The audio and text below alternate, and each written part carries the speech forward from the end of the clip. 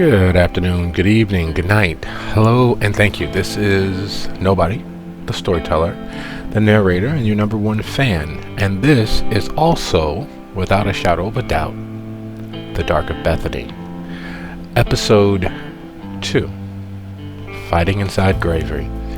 We'll start fairly shortly, just waiting on the other players to arrive. Thank you, and thank you. Hey, how we doing? How art thou? I am doing the fine. I am engaging in the existence. I see. Good. I also engage in the existence. Neon, what about thou? I'm just kind of getting going. Okay, excellent. Going is better than not sometimes, unless of course staying is more fun. Welcome. How we doing, Noble?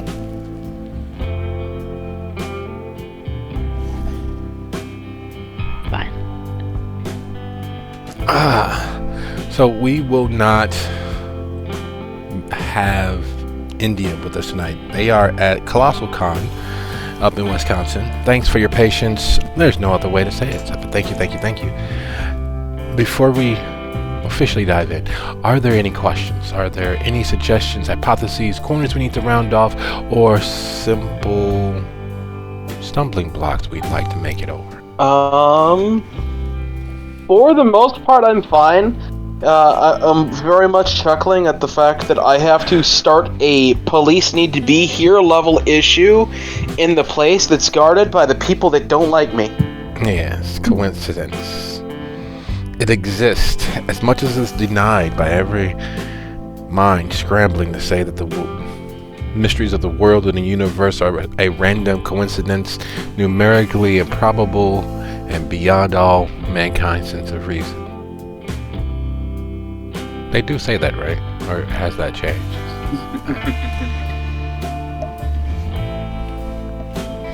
I'm sure they say a lot of things. Yes. No, I think everything's pretty much solid for me. Alright, sounds like a plan. Neon, how we living? I'm good. Just kind of spacing. Good. Space is a little difficult. Make sure you take some oxygen. Penny, Noble, how we hanging in there? Everybody good? We're off to the races? Define races. The journey from A to B with speed and velocity being far more important than safety and personal space. In that case, totally wrong character, but yes. Alright, so this is our second episode. We left on a small bit of a cliffhanger. We left with the coterie arriving at the destination, which has so many connotations about arriving, about getting there, about finally reaching the start of what should be a fairly easy task. You know who the target is, or at least what the target is. It's another of those foolish carnival folks, but one who has been exemplarily difficult. Because while nothing can be directly pointed at them, because they don't have enough social clout to cause any effects, to cause problems to the cities, the towns, the villages, the eyesores that they leave along the roadside. When they move on down the horizon, they're gone. So how are they able to, when being driven on, cause problems for the locals in the middle of nowhere? Mystery 1. Mystery 2, most of the carnivals, most of the circuses, most of the traveling midways that swing through, there's a mountain of paperwork that needs to be done. You need your permits, you need your lot rentals, you need all of that done in triplicate, you need the proper people paid off at the proper time to allow and allot you enough time to make money off of the ruse that gather around, that come from near, far, and farther still, to spend their hard-earned cash with some small bit of excitement. The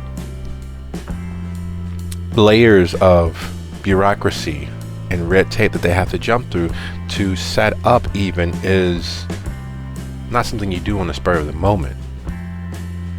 It's not something that just happens. Mystery 2.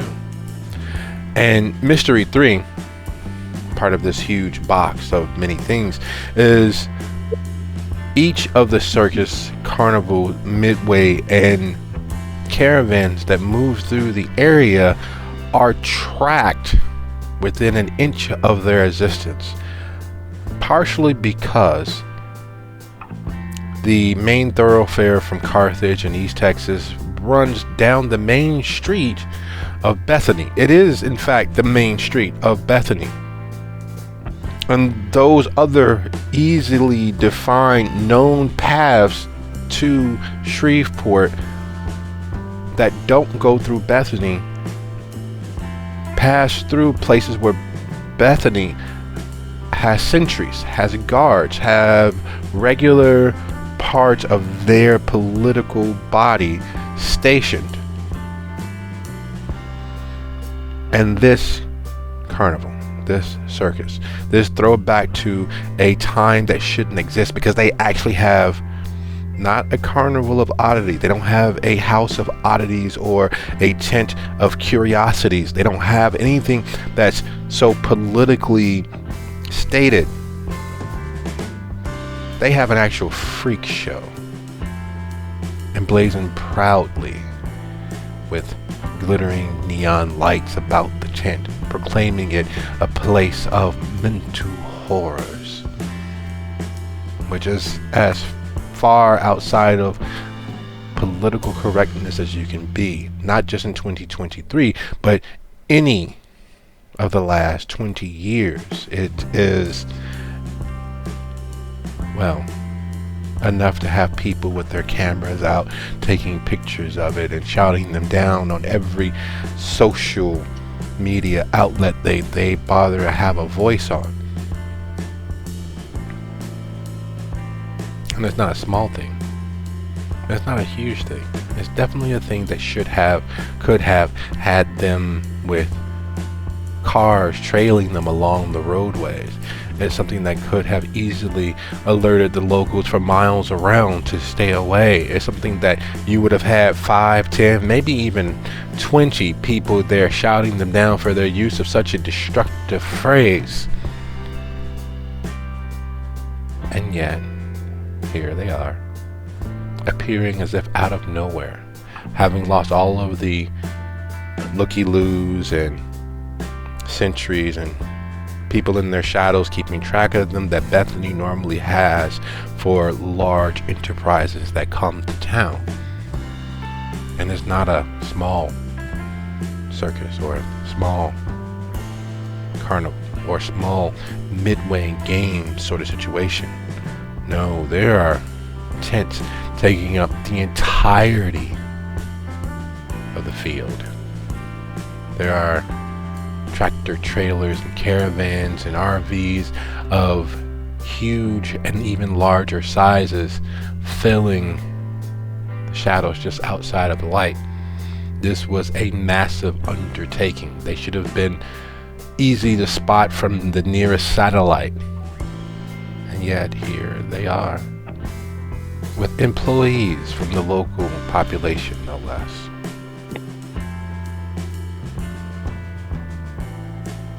So, mysteries. With those small details retouched upon and brought closer to the surface of our consciousness. Once more, with a feeling, thank you all. This is officially The Dark of Bethany, Episode 2, Fighting Inside Gravy.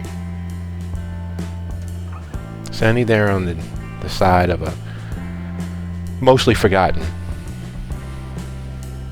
out-of-the-way road as the sound of a pack of bikes tear through the night sky, making the stars above even vibrating to attempt to cover their ears in light of the noise, is one thing. Adding to that consternation and that natural reticence when hearing just the roar of some monstrous combustible beast is the fact that those beasts are ridden by individuals who would much rather you cease to be. Not cease living, just cease to be. Ridden out of town on a rail, buried underneath the nearest church, forgotten on some back trail, eaten by coyotes or worse. Just cease to be, is what they hope. They've never gone out of their way to do anything directly violent, but they are definitely poisoning the well every chance they get. They're definitely towing the edge of starting some actual actionable action. Meaning lots of dirty looks, lots of sneers, lots of puffing of chests and crowing, lots of daring. All but the childish placing chips of wood on their shoulder, daring you to knock it off. So very close to doing something foolish, or attempting to force you to do something foolish. And riding along with that gaggle of would-be predators, Martha, Maddie, Zendia, as the bikes come to a stop and everyone begins dismounting. So seeing this, Joji, watching this happen, where does that place you? Physically or mentally? Yes.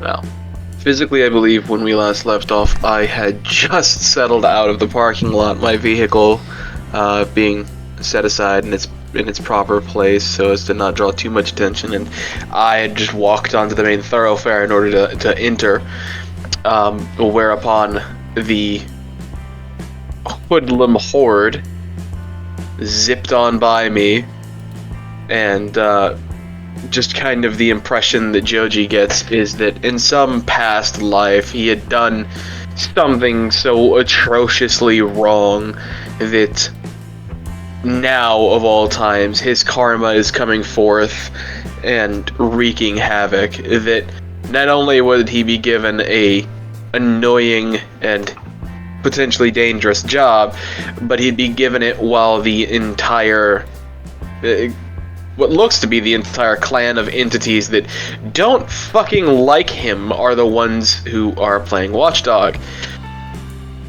Meaning the eyes upon him will be ever so more vigilant. There is a bit of kind of thankfulness that some of his allies are here, but seeing them ride in with the clan is just not fun.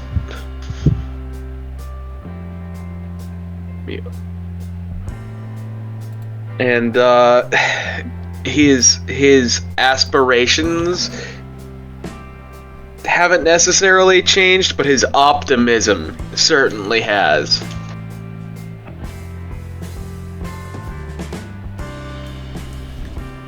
Let me just scroll out here.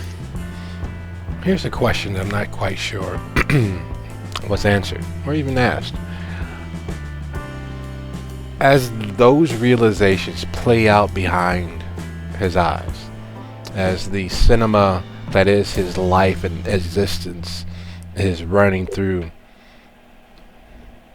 all of the theaters behind his eyes and inside his mind, are any of those images, any of those feelings, any of those sentiments being worked against? I.e., is he attempting to keep a stiff upper lip? Is he attempting to hide the, well, fuck of it all from easy view and discernment?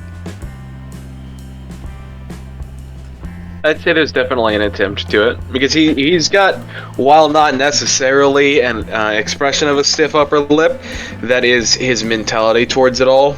The job's got to get done. He's got to do it. He's going to hate doing it, and he believes that there might be a bit of this influenced by Ruiz. But regardless of how many cards are stacked against him, he can't afford to fuck up tonight.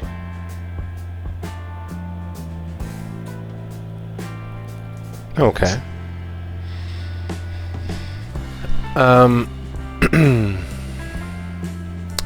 what is Joji's total manipulation and subterfuge?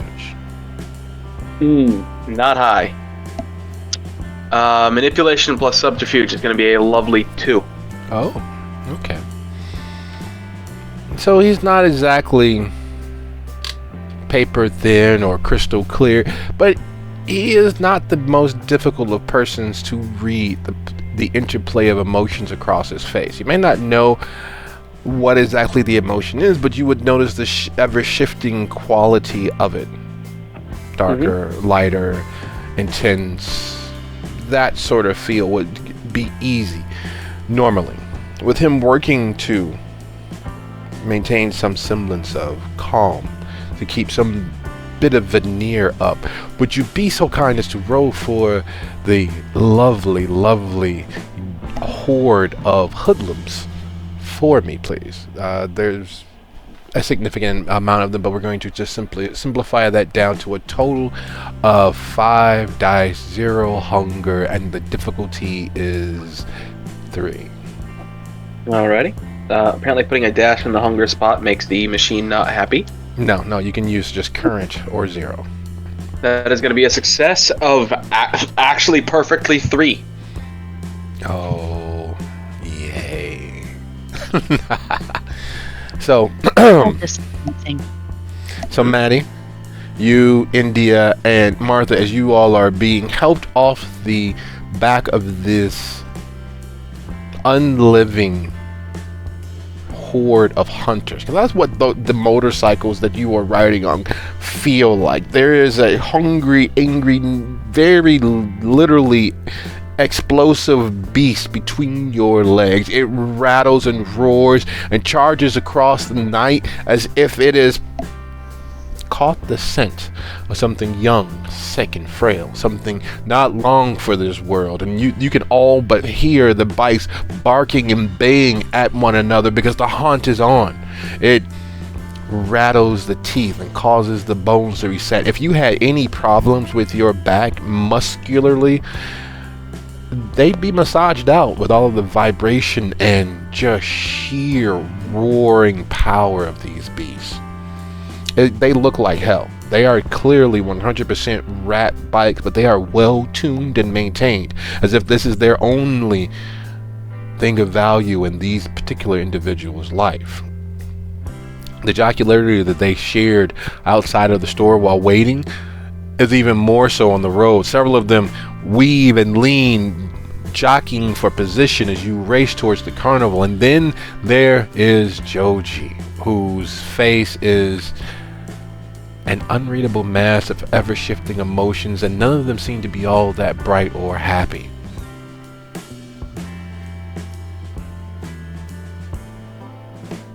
As she is assisted off of the bike by her escort for the evening, she will kind of laugh as she's looking over his shoulder, or I guess more accurately through his armpit.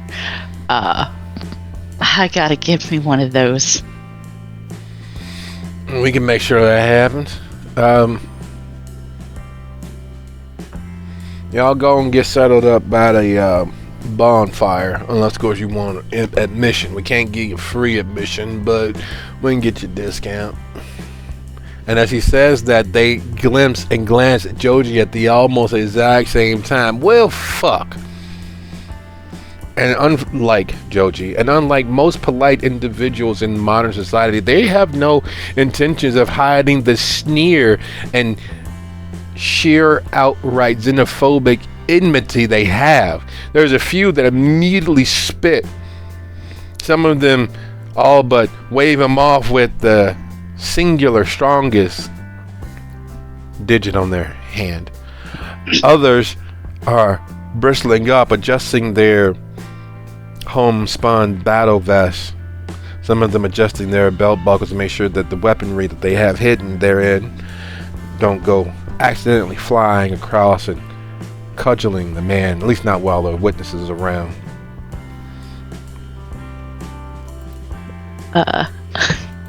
Maddie is gonna wave at him. It's like, well, hey there, Johnny boy. It's so nice to see you. I need some help. You good for some handyman work? Yeah, that I'm always good to help fix something. Imagine there's a lot to be fixed around here. Namely your face. She'll lean over conspiratorial, like, everyone needs to have a good assistant. Well, you better find a better one sooner or later. Some of these graves probably gonna get filled up with parts of him soon. And in any other semblance, in any other state, in any other place but here, you know that would be so much theatrics. But the fact that it's Lorbit, the middle child of the elder of the Hutchinson family, saying such in what amounts to a private booth at their favorite restaurant, which is wherever they are, you know that that's not an idle threat. That is a testament to the full fact that plans are underway, that tensions have risen to the point where sooner rather than later there will be follow through. I don't even need to use reveal temperament to know what the fuck's going on between those eyes. Hattie will just grin up at him, like, well, we all gotta go sometime, don't we? You guys go have fun with the girls. We'll get set up. I think I'll actually kind of take this moment to try to stealth away while everybody is distracted. I'm not comfortable here. First non-biologically related woman that he's had near him. Let's see if your particular escort notices. Would you be so kind as to first? Let's see how high your what is your dexterity and stealth, because it's literally about speed and grace in this moment, taking advantage of the momentary distractions of enmity. A 4. That is well accomplished. Let's give that a shot. Would you be so kind as to go ahead and roll 5 dice for me? 0 hunger. And your difficulty is unfortunately 5. You got this.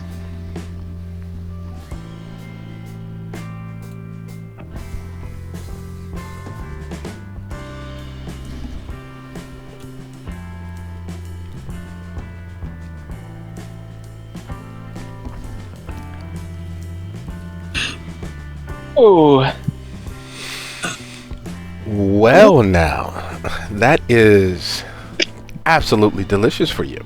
That is a great moment of yoink of yourself out of the middle of this congregation of sweat and used alcohol and wildness. There is a feral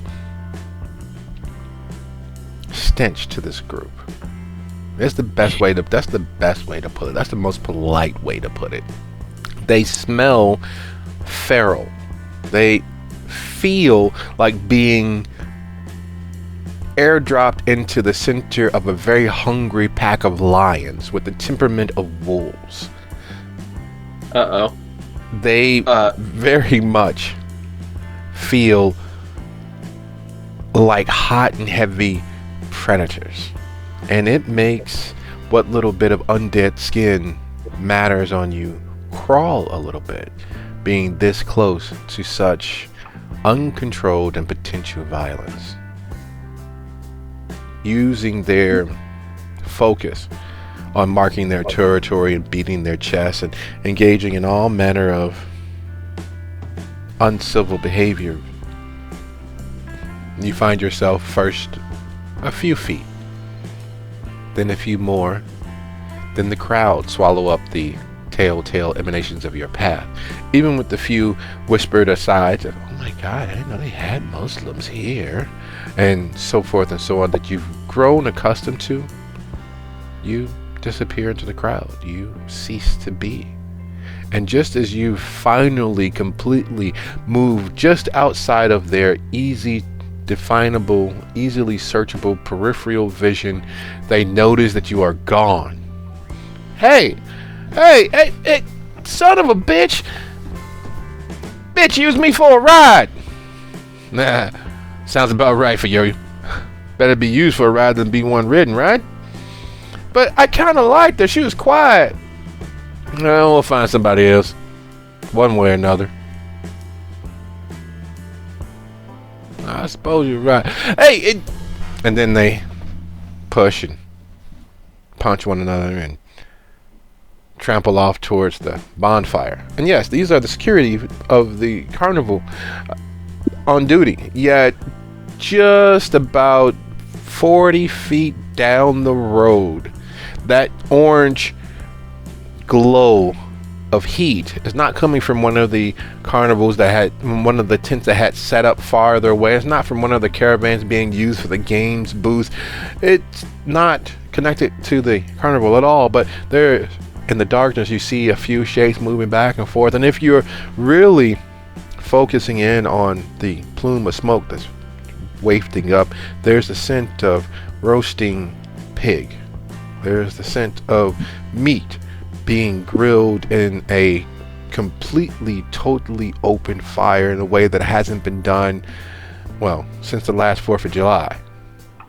They are on duty and having a party and being paid to watch the carnival and otherwise engaging in festivities all of their own making.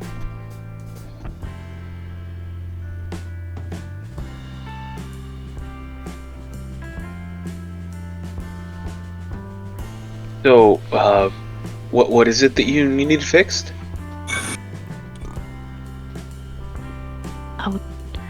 It's them odds and ends. They're about to show us what needs done or give us some tools. Thought I wanted to stop at my house first to get the good tools, but beggars can't be choosers. I know that you are kin to the Hutchinsons. Yeah, I got a bit of a job going on here tonight. Yeah, so do we. She'll wink. Yeah, it's supposed to be a real flashy event. Is Yeah, it the that same time for of you? the year. Yeah, okay. Alright, so long as we're on the same page, then I'm happy to help. Wonderful.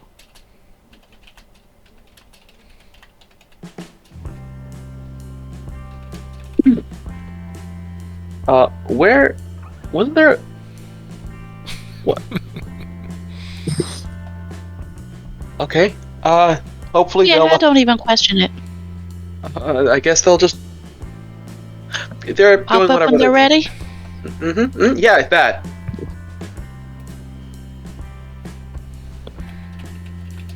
That's the first time I've lost somebody. What the fuck? No, that's not entirely true. In the visual sense. There have been so many deaths to nobody. Obviously, I'm not talking about that. Well, deaths, and there's something there at the tip of your tongue. There's a clear absence, and it's not Lita. There's a clear person-shaped hole in your knowledge that is not Lita, and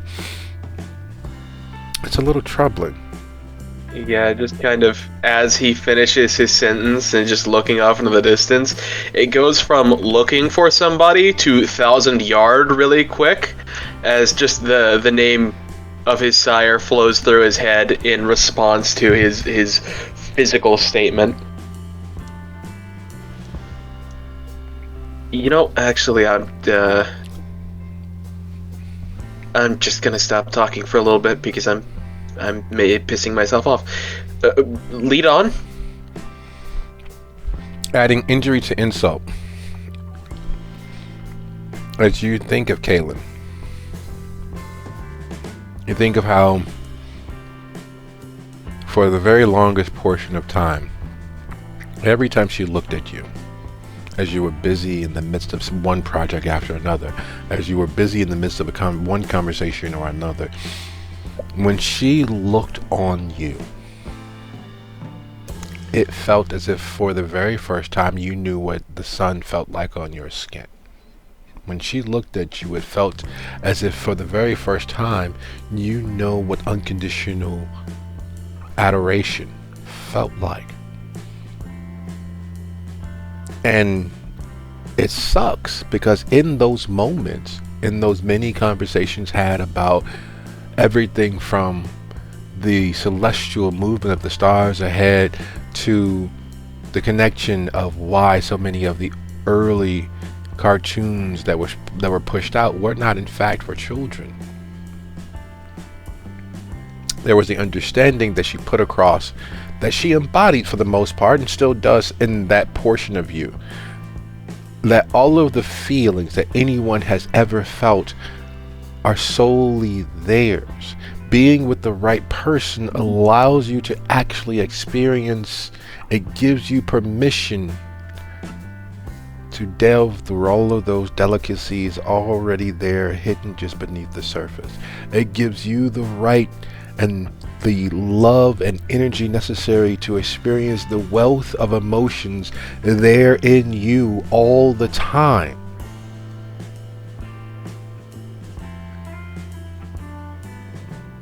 And unfortunately, Joji's no idiot. Unfortunately, Joji is not an unsmart man. Unfortunately, Joji understands the basic principles of balance. And a truth like that also means that without the right person, without someone who's you can trust on that level, someone that you're willing to bleed for, someone you're willing to play it to the bone for, means that those same wealth, that variety, that treasure of your emotions is now locked away, sealed behind a wall that you can't ever access, because they provide you the key to you.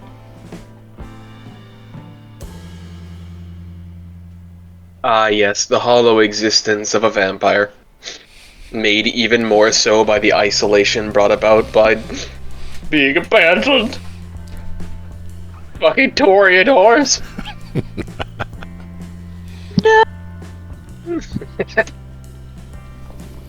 But, I mean, he still got Maddie. Yeah. Yeah, that... Yeah. I mean, it's... Yeah.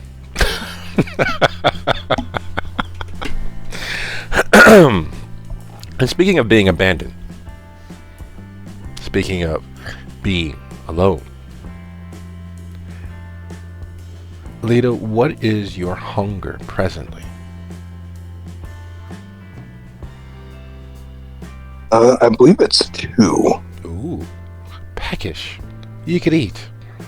And unfortunately for Kindred, you could eat means that you could easily divest one of these soft, pink, squealing individuals, allowing their emotions to leak all over them, dripping out of their skin in waves and waves of, oh my god! The noise, the lights, the sound, the inability to respect personal space even as they're gawking at you.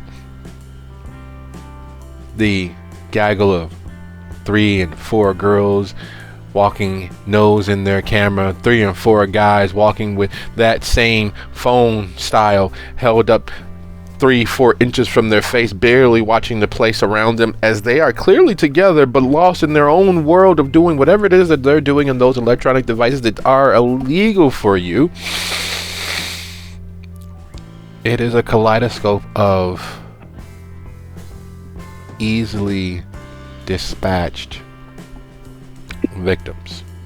It is, you're not starving, you're not really even hungry, but that nervous eating that humans do all the time is very much also part of what the kindred are. When in doubt, satiate yourself. When it's easy, you know, those platters that circulate through the parties where you are, when there's just little hors d'oeuvres to stuff your face and keep your hands busy so that you are not caught up in the fact of how socially awkward you are. That's what the humans bumping into you, barely stepping aside or pointing and gawking from a distance as they turn back to their games of chance, as the screams and laughter and the hugs and the jocularity all around you is. There are free hors d'oeuvres everywhere you look. Ooh, tempting.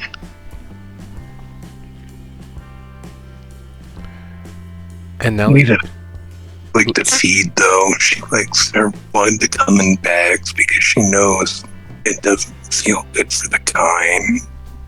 yeah, all of that is the problem. All of that is the underlying issue. Was you realize none of the life-affirming pleasure that you had your first few weeks of the hot, ready-to-eat meal in the hoof is there in that dead, neutered, flavorless swill that you've been downing. It's easy because it's another act of self-flagellation.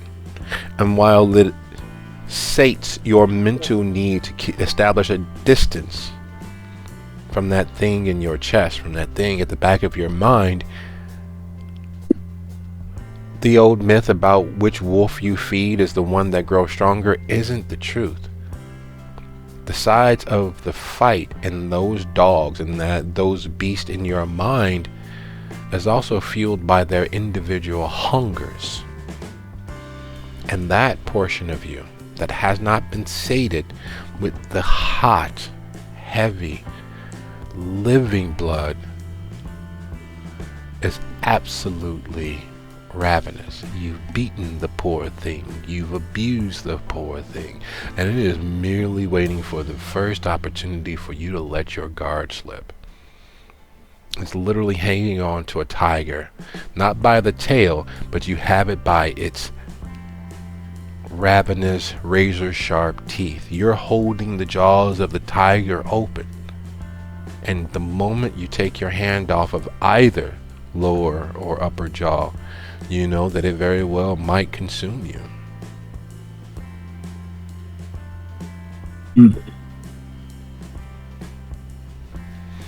So light, sound, busyness, activity all about you.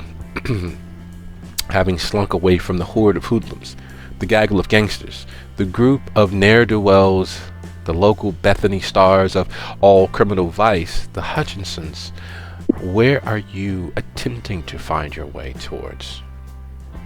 Well, I'm looking to solve some of these mysteries that are about. I want to know what kind of being we're dealing with.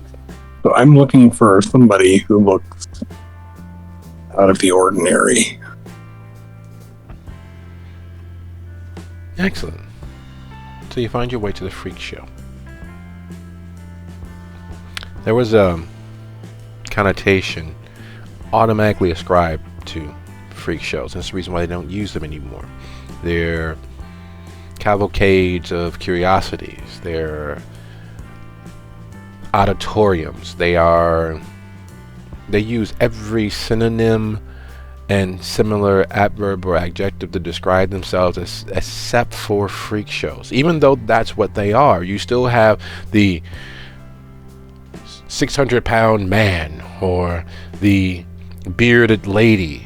You have the incredibly strong, incredibly tiny, and so forth and so on. But they've changed their names. The fact that this carnival, this circus, this group of entertainers, these caravanners, would dare have a tent set aside called the freak show is in fact the oddest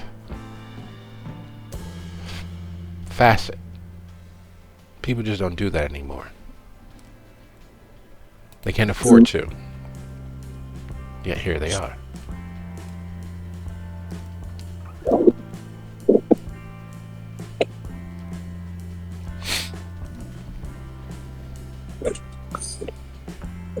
If I had any charisma, I might try to rouse the local youth into canceling them, but I think I'll investigate further. Like a bee towards the sweetest flower in the garden, sure that the nectar inside will be fulfilling, you make your way towards the freak show. The harker out front, the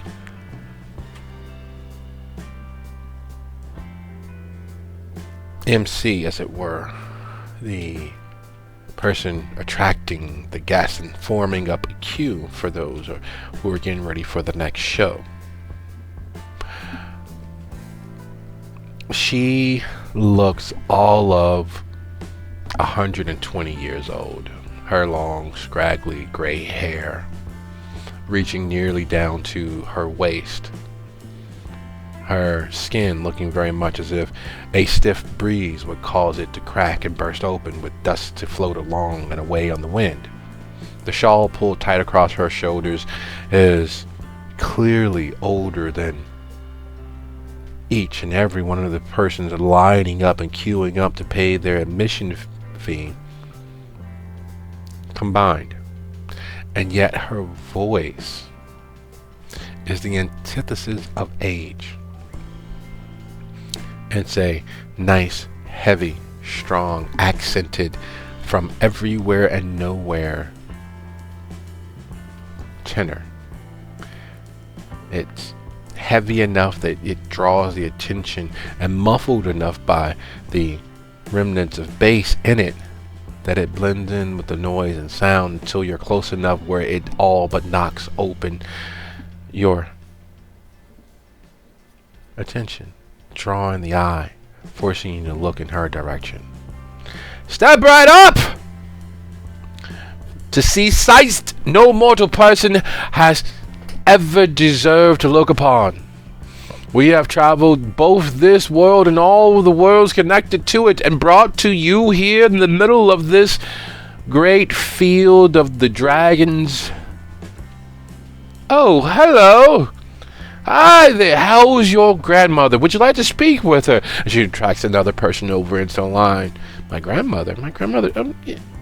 And lo and behold, as you watch her operate and slowly ease into the line, because that's where you're heading anyway, you realize that she's touching and stroking some portions of these individuals, these patrons, without them having any clue that that's what she's doing. Her voice and what she's bringing up and drawing their attention to are things that would be impossible to do a cold read on. They're impossible to pick up from their style of dress. They're impossible to deduce, yet she seems to be doing exactly that, mentioning lost love specifically. There's a name tossed out there. There's the necklace that she wore. Would you like to know where that is? And drumming up business. So you're about the 6th, 7th in line. And to the bane of most of the children ahead of you, they take cash only.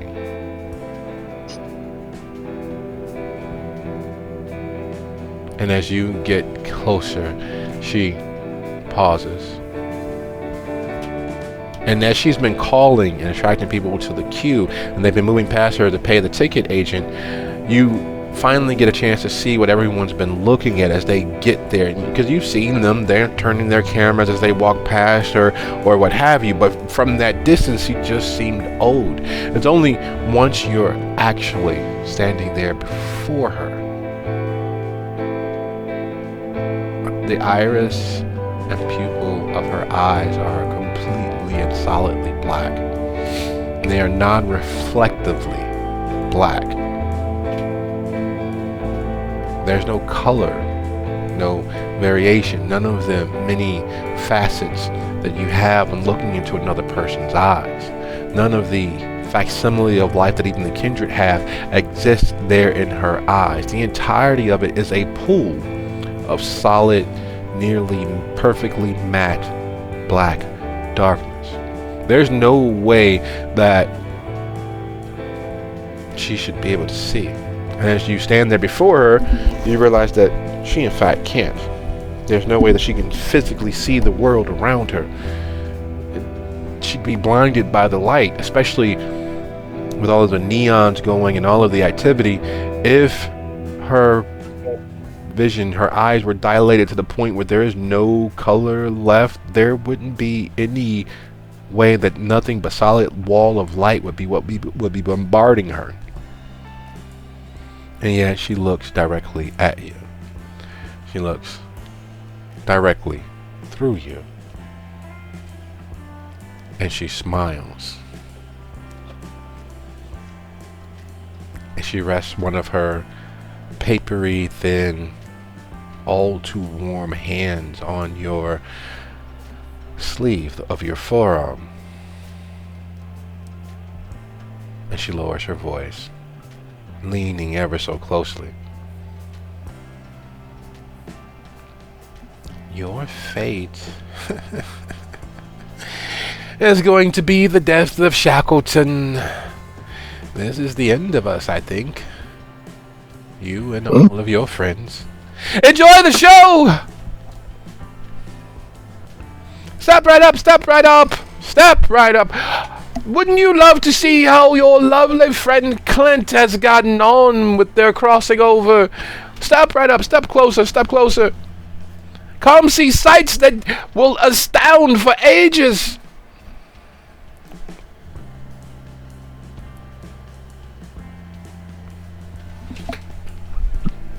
And as you're preparing to pay and considering what was discussed, what was shared, what was offered, Joji, Maddie, for all of his brusqueness, for all of his quiet menace, Lorbit is one thing that you should never be as a criminal, as a heathen, as a violent offender of the public good and social tranquility, and that's honest. He guides you all through, every once in a while grumbling about damn foreigners taking all the jobs. He leads you through the crowd. People tend to see him coming and make a opening. They step aside. Somehow the presence of him, not just the scent of him, is enough to forestall people from getting the wrong idea that perhaps he's not important. We can walk right through him. Nah, you know what? I better not. Like, not quite as wide as the Red Sea parting from Moses and the children of Israel, but so very much appropriate is how the crowds are responding. He leads you through, stopping to make you all pay your admission, of course. And he suggests a discount, and so instead of the $25 per person, it comes down to $20. And the crowds are lively. Where are each of your hungers at right now? I should be at an unmodified 1. Let me just double check. No, I'm at 2 too. What did I do to get that? You could eat. Right? I could No, certainly I'm good.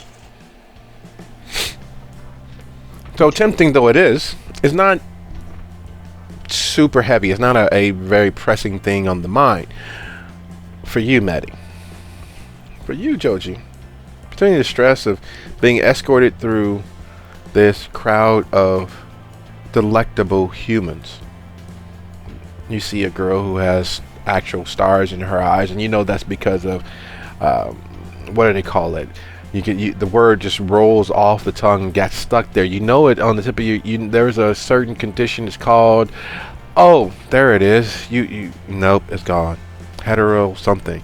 You know that's the reason for her eyes looking the way it is, and most people wouldn't bother to notice that small differentiation between the dark brown, the medium brown, and the almost blonde brown of her eyes. But you notice them because of the light of her phone that she's staring into and streaming as she laughs and smirks, and that one dimple on the left side of her cheek. She'd be not quite perfect, because there's no such thing, but she'd be very close. And then there's the jock from the local high school, one of the baseball players. He's not big enough for the football team, but you're sure that he plays both sports. You see the letters on his jacket, and he's smoothing his hair back and trying to get someone's attention, because that's how he validates himself, the adoration of others. And you know that it'd be easy enough to get next to him, to get him alone, and, well, you shouldn't eat emotionally, but it very much is. Oh, it would be such child's play to steal away with someone. There are spaces between the various tents and caravans that would be easy enough to slip off into for the necessary few moments to get. No, now's not the time. Now is not the time. Though you could. Once you figure out where you're going to be heading, what the job is, and the fact that you have to go get tools from wherever they're going to get tools for you from, it would give you time to do that. Take a little slip, take the edge off, and in those rare occasions where taking the edge off gives you the opportunity to connect with that person, experience a life that is not your own for a few seconds, for a few moments, a few heavenly bits of escapism. It is right there. So easy. And all the same, Lorbit leads you on.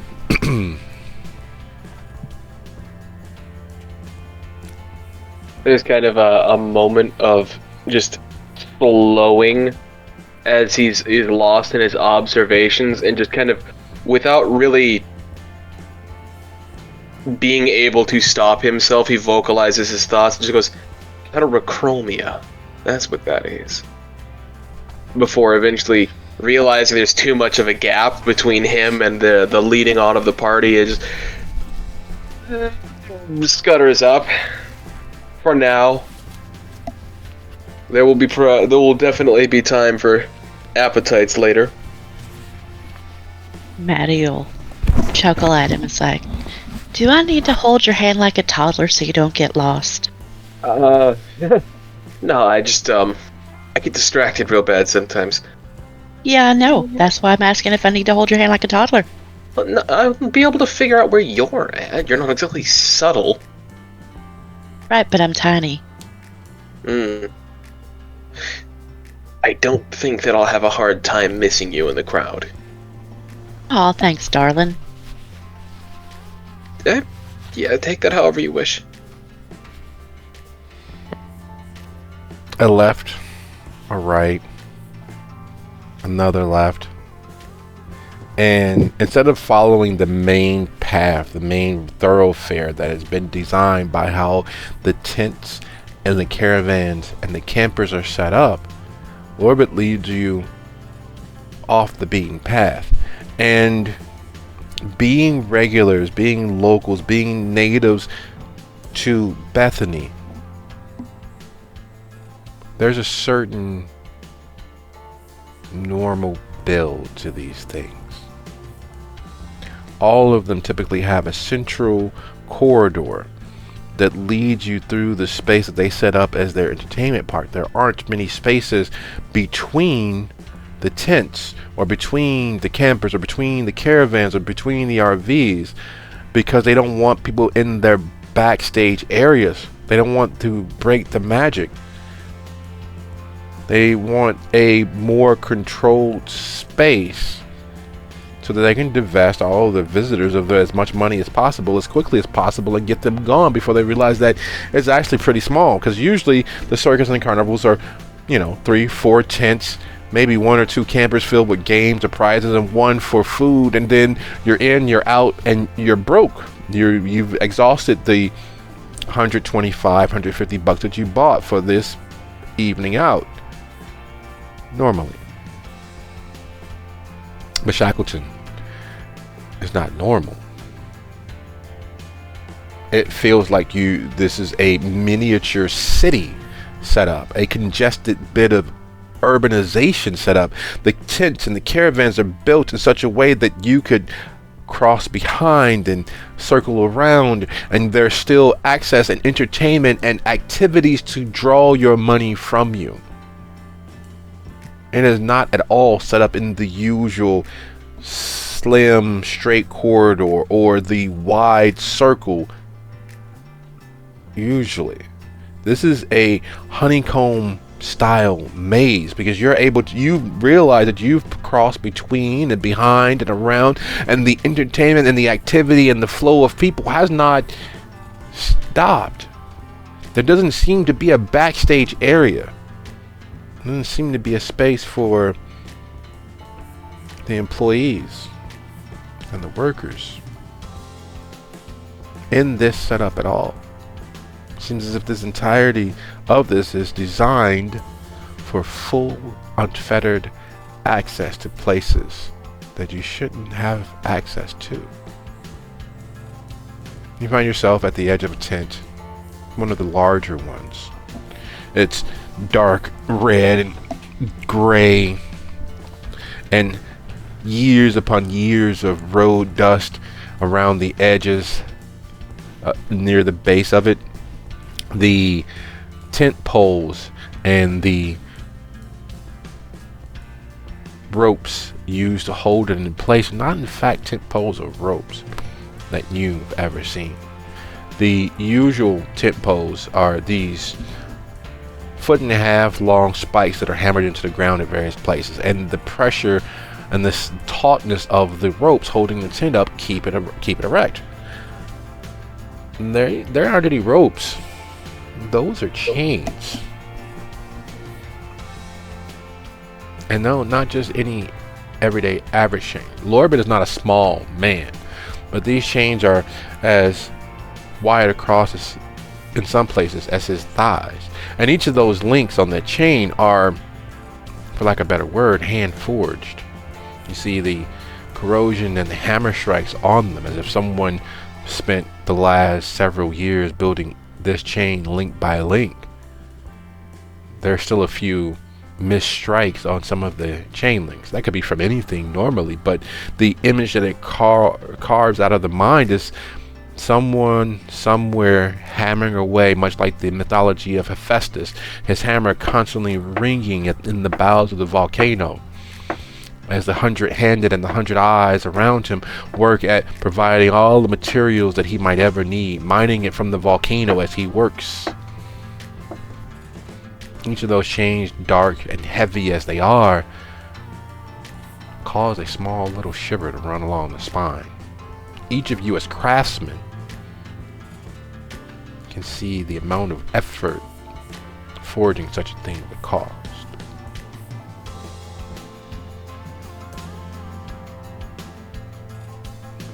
Norbert points ahead. See there? And that's when the world slightly shifts. Because it's a tent. It's a very thick, leatherized tent. There shouldn't be any permanence to it. It's meant to be put up and taken down, last for a week here, meant last for 2 or 3 days there. It's not a home. It's not a building. It's not a permanent structure at all. And yet, just further on, just to the right of where you're standing, about 25 feet, there is an actual earnest, good old-fashioned American English styled door. And next to it is another door. And next to it, another door. In the backside of this tent. And no, they're not at a slant or an angle, but the tent is standing straight up and down. They're standing completely straight, as if they are in the side wall of an actual, fully constructed, permanent building. That and there, the green one, is the one they want somebody to work on. You all go take a look and see why it's not swinging the way it's supposed to, and I'll go find some tools for you. What do you need? Just a hammer and a wrench? Maybe a T-square or something? Screwdriver. Maybe some WD-40. I'll take a look and tell you what I need for certain. I'll go find that tool case.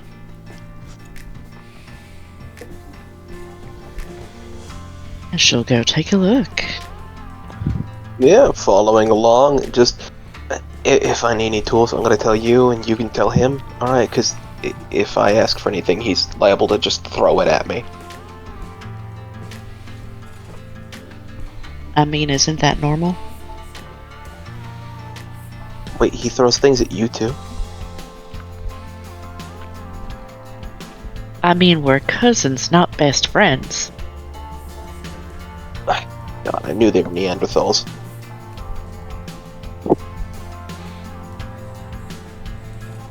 It's gotta, get some thick skin. It'll be fine.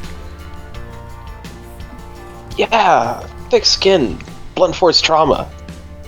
Yeah. Well, let's just. I see. know it's not a problem for me. No. It'll be fine. It'll be fine. Sorry, I'm just testy right now, a little bit peckish. Let's just see what this guy wants us to fix up, and we'll work from there, I suppose. She'll set about examining the door. Excellent. Would you both be so kind as to roll your wits plus craft? Hey. Boop, boop, boop, boop, boop. Carpentry specialty. Yes. Let your specialty roll through you. Woohoo! Damn! Okay, I got really lucky there. One that I got 5 successes, and 2 that I didn't get a second 10. Oh, but that's still time. Very angrily looking at the door. And not to be outdone, Maddie. Yes. I think we've got this well in hand. You've done well, Skywalker. I mean, to say that you all are immediately able to diagnose the problem would be the most aggrandizing understatement ever. You all walked past the other doors and immediately realized, okay, that one goes nowhere. That one doesn't actually go inside the tent. That one shouldn't be there. It goes inside the tent, but that will ruin the cross ventilation. It's just a horrible idea. But this one here, and as you open the door and you see inside, the lovely person inside who daubing on a caked on layer of grease paint. It's thick enough that you can smell the actual chemicals in the makeup. It's that thick that you're sure, but no matter how much they shower, they will never remove that slightly orange, pale makeup off of their skin. You catch sight of their fingernails, painted to be these garish black things. There's some shellac applied to give it some essence of shimmer. The troubling aspect is that you realize that they have not just a vestigial finger or a third nipple. They actually have a where wings would be if they were gargoyles or creatures from the imagination of that sort of imagery, is an actually fully functioning arm connecting at their shoulder blades. How you know it is not in fact vestigial is because as you all open the door and they drop their makeup, one covering one breast, the other covering the other, the third arm pulls the towel so that you all can't see lower on them into place. Will you close the fucking door? They say, because you are sure that even as both of the normally assigned appendages cover what appear to be breasts, there's forearm hair thick enough that they look as if they were stitched together with some primate of old or some Neanderthal. And while those hands cover completely hairless breasts, and you are sure that those are in fact breasts, the legs say otherwise. The facial hair says otherwise. And the voice, bouncing between far too deep for a woman assigned female at birth, and far too light for a man assigned male at birth, is that uncomfortable middle, as if there are in fact two voices speaking at once. But the door, you're not sure how they managed to get the framework on, because there's no way that frame should easily fit inside a tent this portable. There's no way that should actually work, but they found a way to make it work. The tautness of the tent holding the door frame in place allows the door to fit and swing almost freely, but the fact is, almost is not exactly, and there lies the problem. Once that door is closed from the inside, the lock won't actually align where it's supposed to align. That frame, the jam that they're using for this door, is completely wrong, almost as if someone put the wrong door here, and if you took that red one back there, maybe you could. And all of these thoughts are bombarding you, immediately diagnose the problem. You immediately know how best to potentially go about repairing this small issue. It's a relatively small thing, but you understand why it would be considered difficult by most, because the easiest way is to take the tent down, take the door frame down, and rehang the door, then mount everything back up. But in the middle of a show, you can't really do that, now can you? Not at all. But first, she'll reply to the person.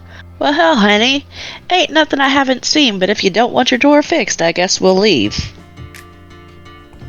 Can't you all do that later? Can't you all? And it's unnerving, because you are sure as they speak through this second time, yes, they're speaking with two voices from one body at the same time.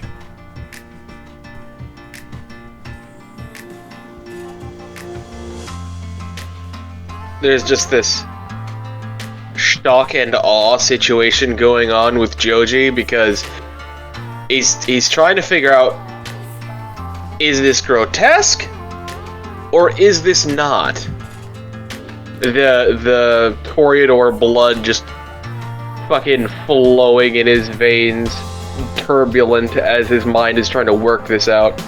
Sheer attraction, if not for the grease paint, there is a unmitigated beauty to them. The essence of what they are is the perfect dichotomy and balance of both masculine and feminine ideals in one person. The essence of what they are is the underpinnings of what King James wrote about when describing angels. The orange paint is clearly because it's near Halloween, and the black fingernail polish making it so that it tickles the brain in all the wrong places to hide exactly how instinctually attractive being close to the feminine ideal and masculine ideal is. Solid. Understood. Just, hey, yeah, no, we got asked by the Hutchinsons to come out here and help fix the door, but we're more than happy to give you your privacy if that's what you're needing. And again, Joji isn't the most obfuscated when it comes to the emotions flitting behind her eye, the intensity therein. Maddie, what's your passive wits and subterfuge, or no, subterfuge is about the best one. What's your passive wits plus subterfuge?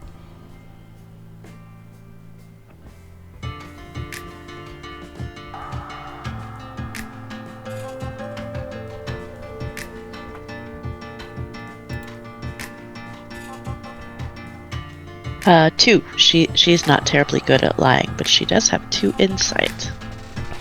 Aha! That definitely changes things. Those gut instincts, that just voice of the angels on high, the guardian angel on your shoulder. You aren't as plussed, partially because of extended relations and masculine ideals being what they are, partially because it's never been a thing that you've actually considered. You can appreciate the beauty in almost everything, but the beauty of the mechanical leaps forward in technology, the building of something of almost permanence, the writing of a ship, the architecture of a building. Those are beautiful aspects for you. Repairing, rebuilding, renewing, establishing something far more lasting than flesh is where it is instinctually for you. Like, that's what's always appealed to you. And yeah, they're attractive. Yeah, they're different, but it's just flesh. It's just meat. Over time, it will molder. It will fade. So, yeah, you look great, but this fucking door, the technology used, the design aspect used to get such a permanent, secure thing inside an impermanent structure is where the beauty is for you. And the fact that someone fucked it up is what's most pressing. I love that line. Yeah, you look great, but this fucking door. Right? If Maddie notices Joji drooling over them, so to speak, she's just going to casually reach up and flick his ear and go back to the door. What? Oh. Okay. We're working here. Yeah. We're gonna need a few things to fix this up. Not much in the way of actual technical stuff, which is rather nice, but how strong are you? She has a strength of 3. That was more of an in-character question, but thank you for the dot. You're welcome. She looks like she is pretty well working out, swinging an axe, build some muscle. Would you mind doing a lot of the like holding in place and the heavy lifting while I do more of the technical side of things? Easy enough. Alright, thank you. Not that I can't, mind you. I just it's fine. Can you close the door? Can you close the door? Yeah. Sorry.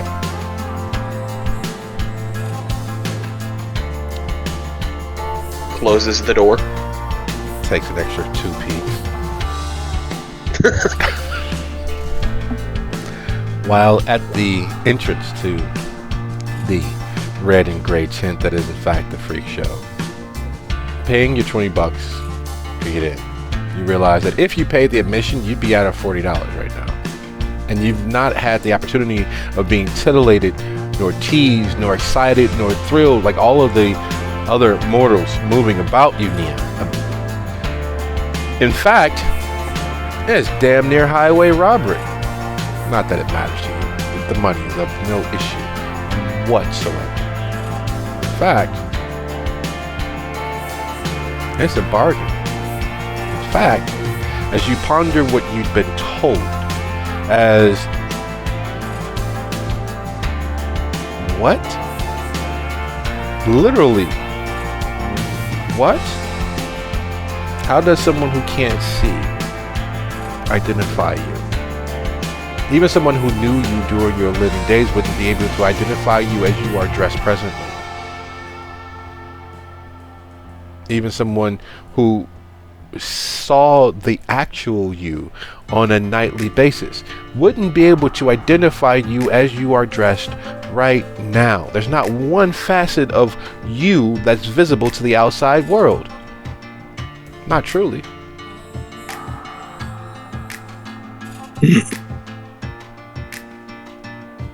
I am impressed by this woman. I want to know more what she's about.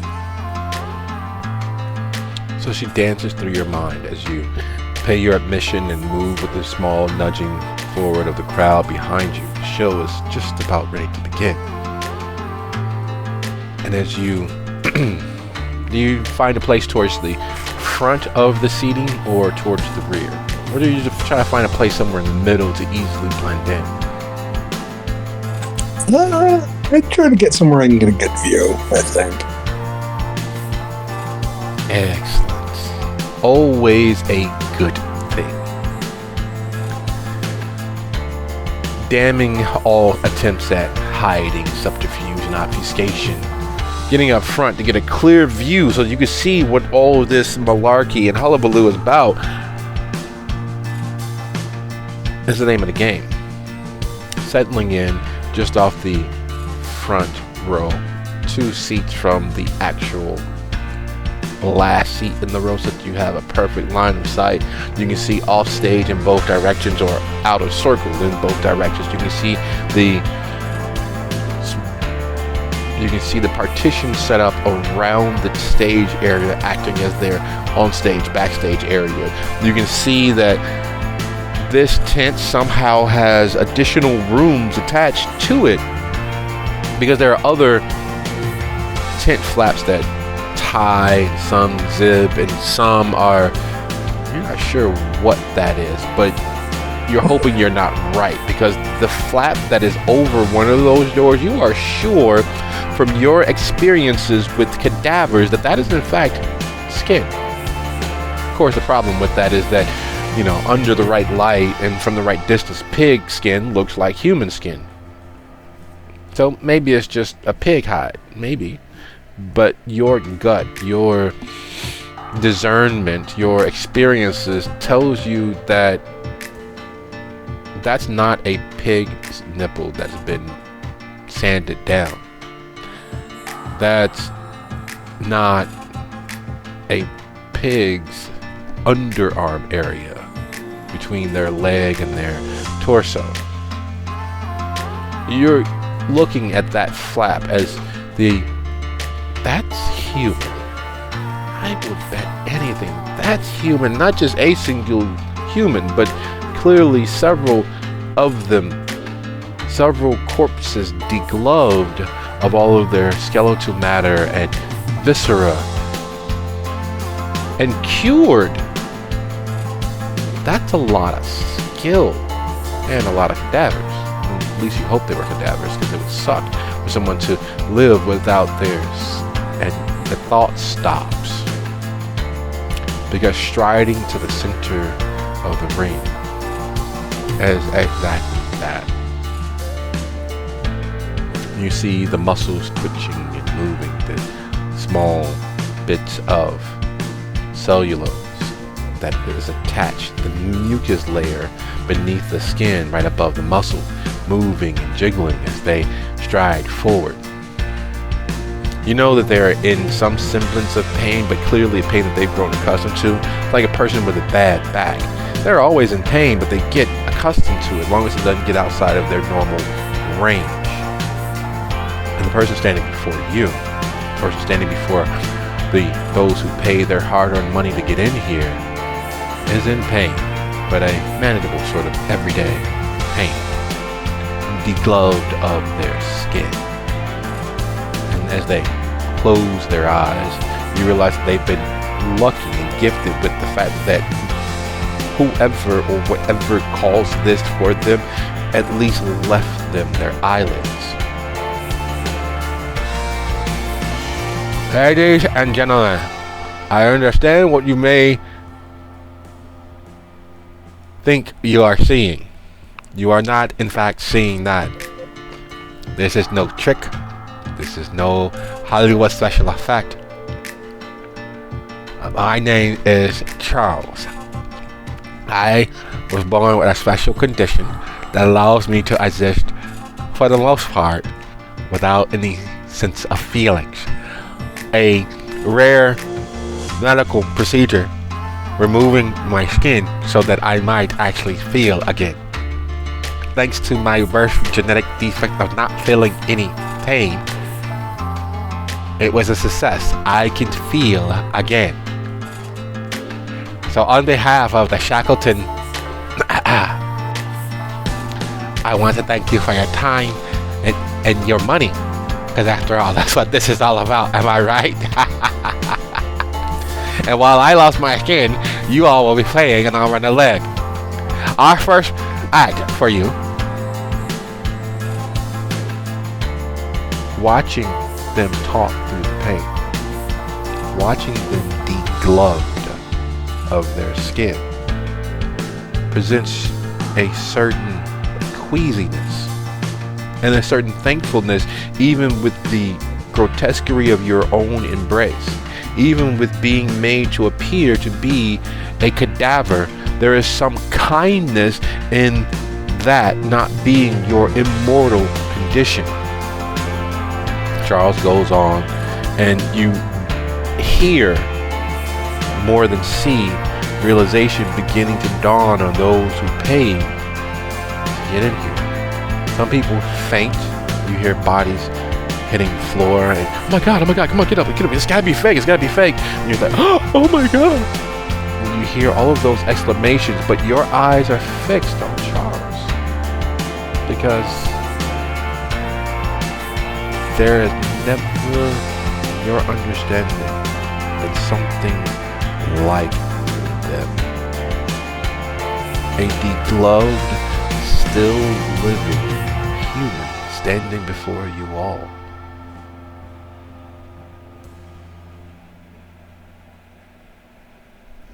The wrongness of it, the cruelty of it, and yet Charles seems at peace, painfully and rawly exposed to the elements. You can only imagine how painful a stiff breeze might be. You can only guess how his heart must race when the skies grow dark and a few droplets of rain begin to happen. You can only guess what his existence must be like, because there's nothing that he can sit upon, lay upon, lean against, that would not cause excruciating pain. The fact that he's standing there before you now barefoot is a testament to the human condition. You can adjust to anything, it seems.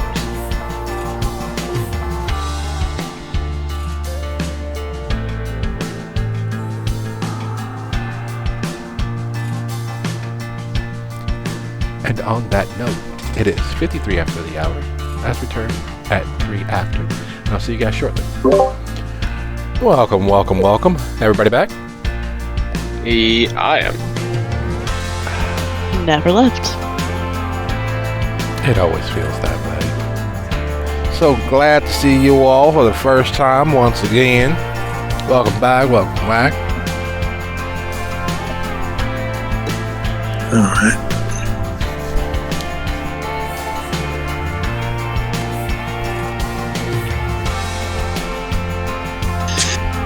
We have comfortably passed the intermission.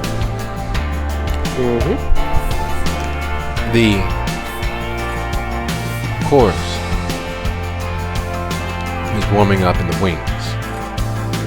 The strings are tuning. The lights are once more dimming. And before Lita, there, hamming it up as if this was a vaudeville review, is Charles the Skinless Man, wowing the crowd with the grotesquerie of man's inhumanity to man. And while it is a scarring mental image, and worse to hear, because they're no lips that he's using to enunciate, to project his voice to the back of the crowd. So you're able to see his pearly whites, the fact that he takes care of them, or someone does, because they're perfectly brushed and immaculate. They're catching the light, as incandescent as it is in certain portions of this theater. That's what this is.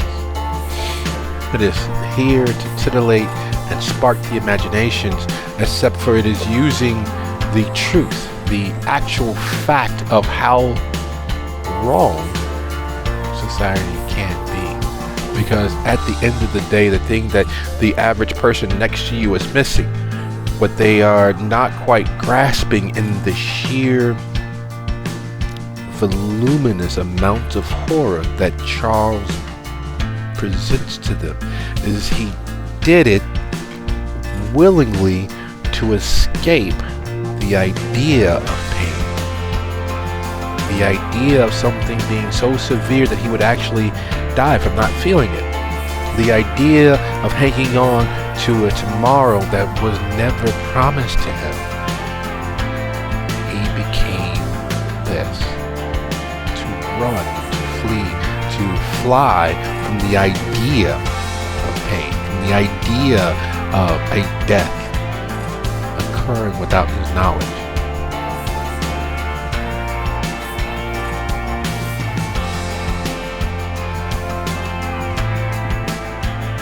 Some real Hellraiser shit going on over there. And it does not escape readers' attention. As a student of the full spectrum of life, which includes all aspects of death, this is,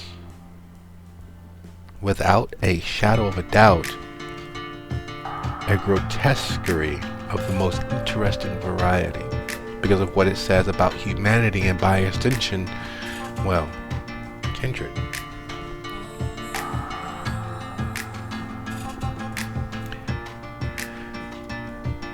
And just when it becomes unbearable, just when it reaches its crescendo of cruelty, Charles does the most remarkable of things. His wet, moist, still somehow leaking feet slap as he begins the soft shoe.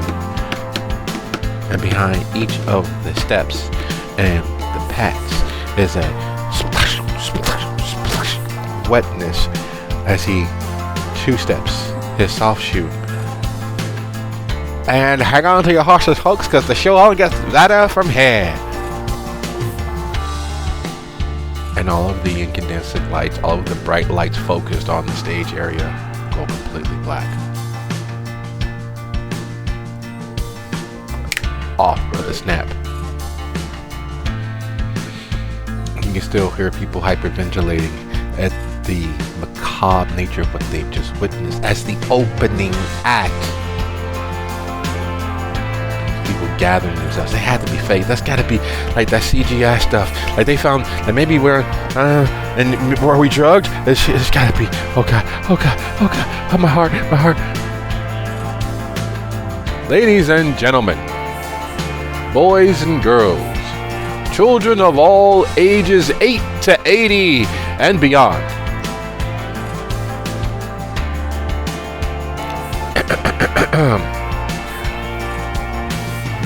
As Charles stated, we have more for you here at the Shackleton Free Show Circus Event Carnival. But first, a word from our distinguished leader. And the lights began to slowly raise. None of the bright focused spotlights are flicked on, but the lights slowly simmer back into existence, cutting the darkness to a comfortable, personal level. Standing front and center where Charles was, a gentleman about 48, late 50s. Hard to say exactly. But it's clear that he's seen some life. His face is lined with experience. He's handsome in a very brutish, angry sort of way. But he's smiling as he stands stock still. If not for the blinking, you'd think that he was some animatronic, some automaton. He has his cane that both hands are perched atop, sitting there before him. And as the murmuring slowly stills around you, the smile slackens just a little bit and he begins speaking. The idea of the carnival began in the late 15th century. The practice of it was considerably older. Traveling troubadours, untrusted outsiders bringing news of the world and unfortunately oftentimes disease with them from town to town. And despite the social stigma, it was an honorable profession. In fact, it was a profession that many could only ever aspire towards. See the world.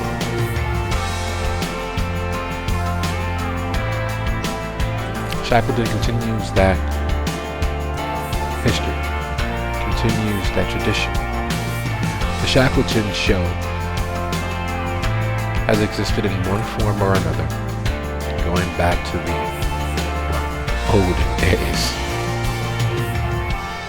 We prepared several sights, several sounds, and experiences for you, bringing news of the world here to you all.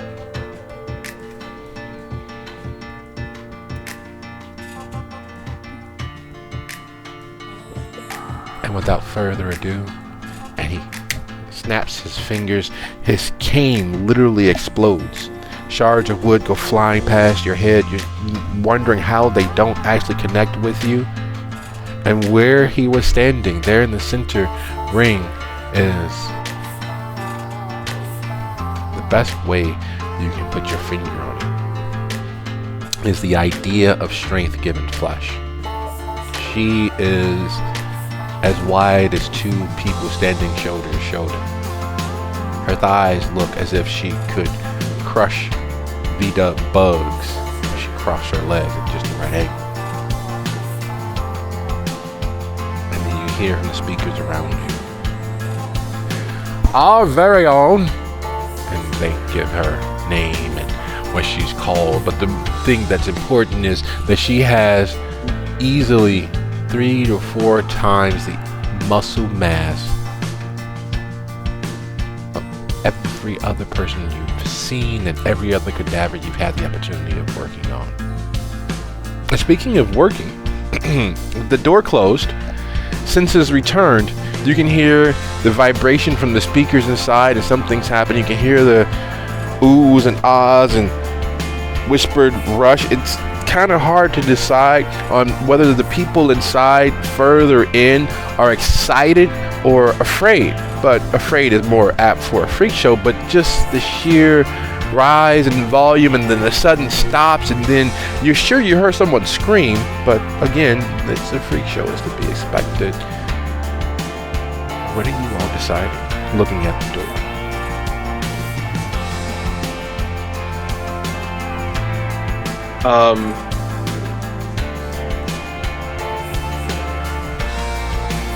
I don't know. Like, Right? you've said that it's not exactly that, like, stimulating, given that it is the freak show. I don't know, would an attempt at insight let me know whether or not it's more of, like, an actual problem scream, or if it's more of, like, a reaction or a frightened scream? Yes. What are your wits and insight or intelligence etiquette? Okay, so my wits and insight and my intelligence etiquette are actually the same number. Though if you let me apply heightened senses to my wits plus insight, it's a different number. Oh, you're going to risk it? You're going to tap into... Yes, do it. Do it.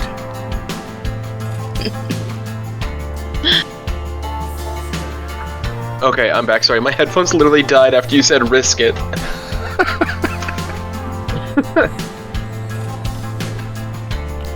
Do it. Take your chance. What chance we may have. Alright, so, am I slapping my, my auspex in there or no? Oh yeah, let's do it. Let's fucking go, brethren. So that'll be 7 dice in total. Oh, Two hunker. no need to roll for that. Okay. What is your composure and resolve? That's a total of 4. Ooh, yeah. Did I just get a flashback? As I open my ears to the world of a carnival. Well, here's the thing. You are immediately aware as to what perfume and cologne is everywhere around you within roughly 37 feet. You are immediately aware that there are roughly, in that same space, in that same volume, there are roughly 42 heartbeats. You are immediately aware that there's a certain threshold of lumens that you can tolerate without going completely blind immediately, and the space around you exceeds that by a factor of 2. You are immediately aware that the screams you hear are in fact real and actual screams of fright. There aren't any other noises you are able to tolerate because there is an immediate explosion, and you feel because it is that loud in your head, the of wood being fired as if from a nail gun. You are immediately bombarded with the static electricity of all the speakers inside the tent because it is that loud. And while you have the wherewithal and the stamina to tough it out, unfortunately, the fact that it's effectively like you plugging yourself into the third rail is easily noticed by Maddie as your world teeters and totters, and you have to adjust to this banging, throbbing, smashing headache that explodes from the center of your mind out through your ears. And if you were living, breathing, you'd be bleeding from your ears and most other orifices on your head.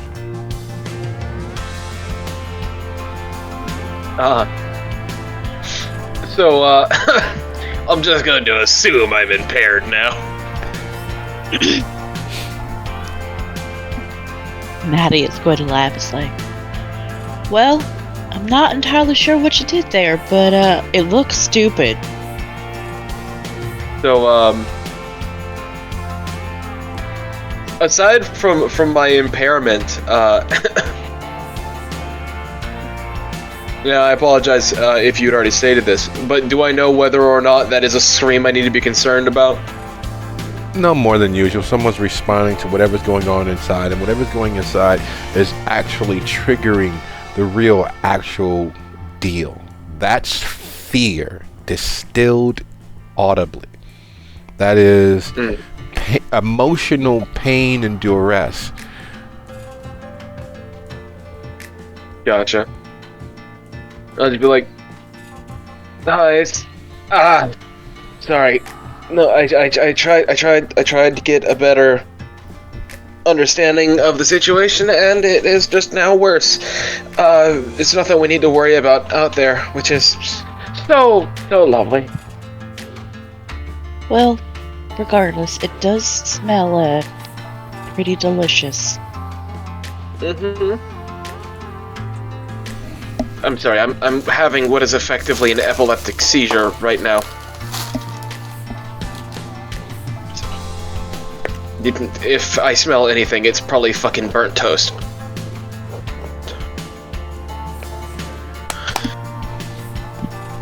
Let's, how much more we got to fix on this thing?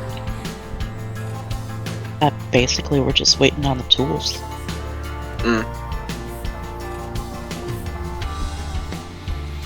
Waiting is the worst thing that you can possibly do. It gives the mind all sorts of room to run and rip, to frolic and bombard itself with the impetus of things not real, not actually there, invalid, and otherwise solely in the realm of one's own internal mind's eye. So it takes a second as you two are talking to realize that the old woman with the shawl drawn tightly around her is actually there, looking at you as if you all are two lions or some other large predatory beast behind bars of steel at some zoo.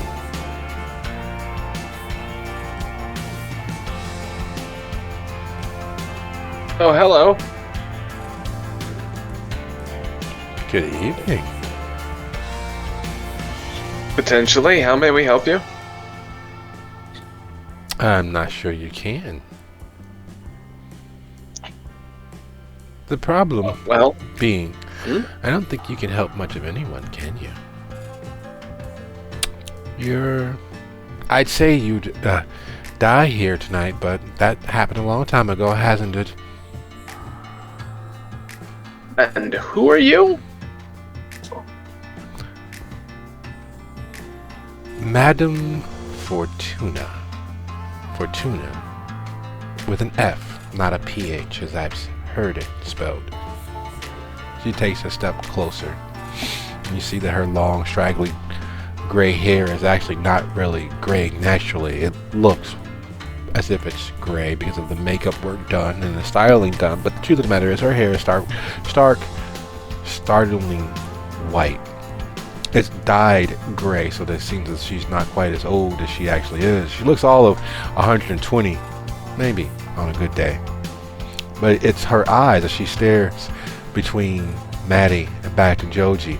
That's the problem. The entirety center of them, where the color should be and where the pinpricks of her pupils should be, is a almost matte black. It holds no reflection of light, and she steps closer, staring at the both of you as if she can intuit every crag and cranny and non-existent crinkle of your face. You should have paid for the show. Yep, should have paid for the show. At least you would have. Well, excuse me, I need to get in there.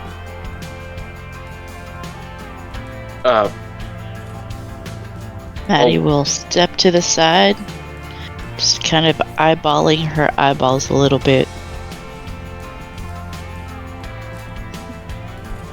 I go on 4th, which means you have 2 shows to act before I go on. You should go pay your admission. And she jangles in her pocket, which shouldn't be there, underneath the rainbow-esque gowns that she's wearing underneath her shawl, but she reaches into her pocket and pulls out a key ring. It's the very old style key ring. Nothing with a carabiner clip, no keys or anything like that. No, it's a solid ring of iron, and around the ring of iron are various old keys with odd shapes, some of them being more 3D than a key should be. And she raises up one, looks at it, slides it away, raises up another one, looks at it, slides it away, raises up another, looks at it, it starts to slide it away, but then, oh no, and she pulls that one back and heads to the door that you all are here to fix. And into the knob she sticks the key, turns it clockwise and then counterclockwise, and without taking the key out, she finally twists the knob with her other hand. When she does, the door slowly begins to creak open, as if you're in a haunted house. You can hear it.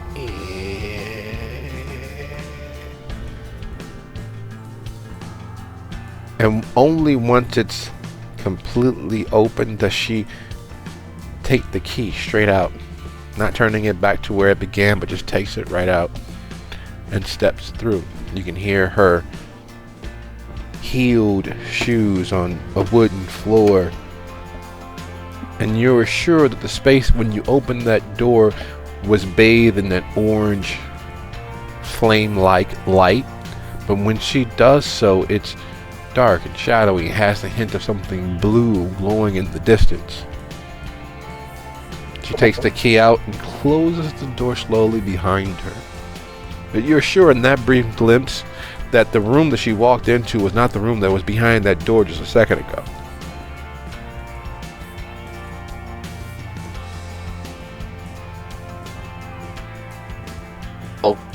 That's a first. Maddie will cross her arms and shift her weight to one leg and kind of tilt her head looking at it for a moment, just mentally going through all of the things that she's learned about in the past couple of decades. What the fuck could that be? All I know is that we apparently need to get admission to her show.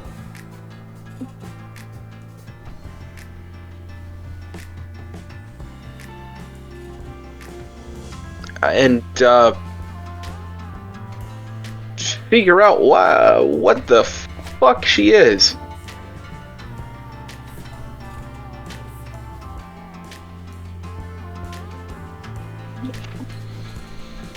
You never What said would my occult tell me about that? there are places in the world where the walls between this world and the next are thinner than they should be. Places of death, violence, hallowed ground. Places where the energy of the living have conspired with the feelings of the deceased to create portals, pools that if you're not careful you can fall through. Go into a dark cave in the wrong place and you find out that you're hundreds, if not thousands of miles from where you began. Those rumors abound. That gossip is always there. These places where all of that energy coalesces and pools and causes strange things to happen. But luckily for you, it's not like you guys are on hallowed ground or anything, right? Uh-oh. Wouldn't really matter to Maddie if it was.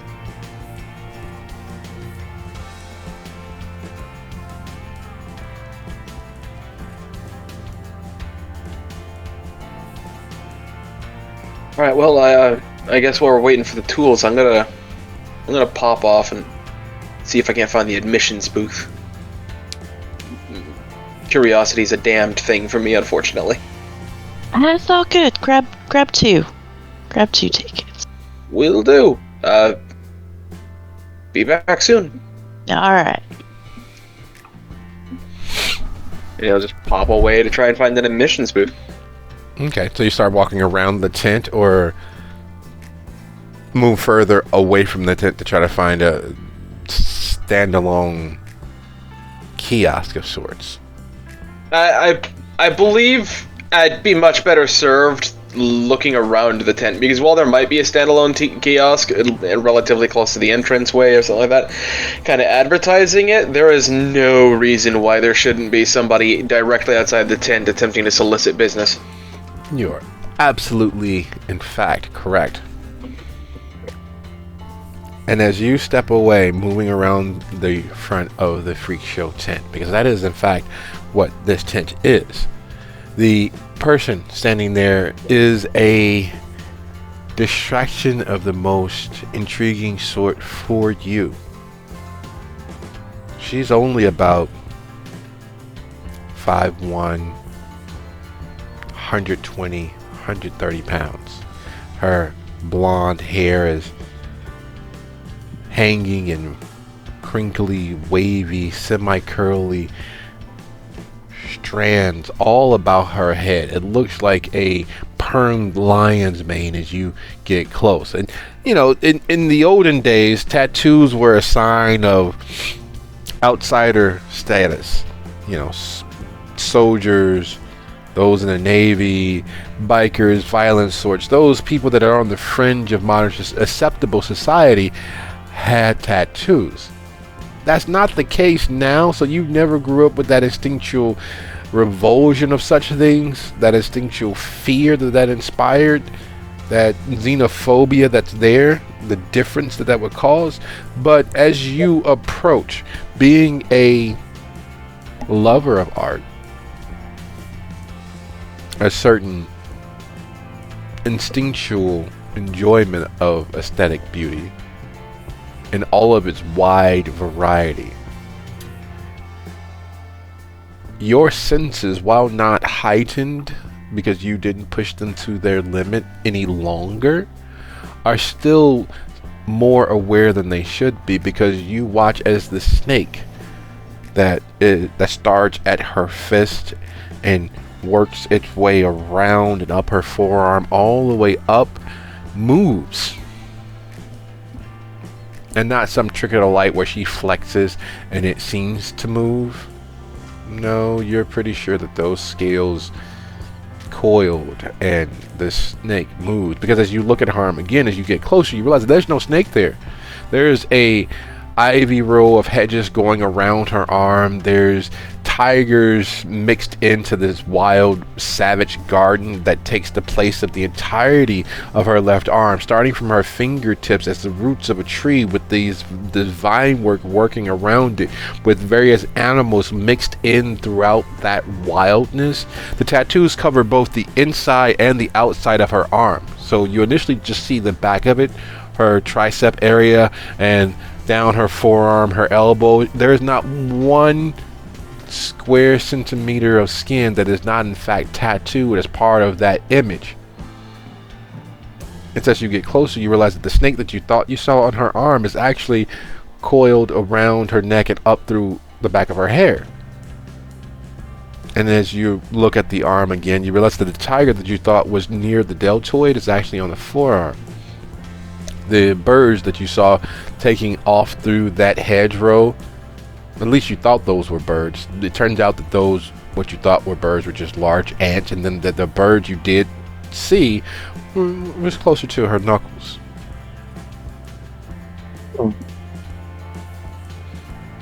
Alright, so Joji's having a lot more fun at the circus than we thought. He's also incredibly fucking confused and is now very much debating whether or not fucking with the circus people is smart for his life. If the tattoos were just on her arm, would be one thing. The tattoos are crossing across her neck, across her face, down her ears, behind her ears, down across, and thankfully she's wearing a shirt, so you can't tell how far the tattoos go down, but you're pretty sure that they cover every inch of her being. Oh. It gets worse because you realize that even her lips have tattoos on them. What looks to be a very stylishly applied bit of lipstick and eyeliner is actually a tattooed phrase over and over and over, and smaller and larger, forming the blush of her lips, and what looks like immaculately done mascara and eyewear are a sunset. When she closes her eyes, it very much looks as if you see the fading sun in the center of all of that inked tapestry that is her skin. What is the phrase that has been repeated over and over? Fortune favors the weird. Ah, fitting. And just kind of taking a little while to really absorb everything in, and then kicking into that very unfortunate part of his personality where once he gets enthralled by something, he starts forgetting the time, as things seem to slow down for him but speed up at the same.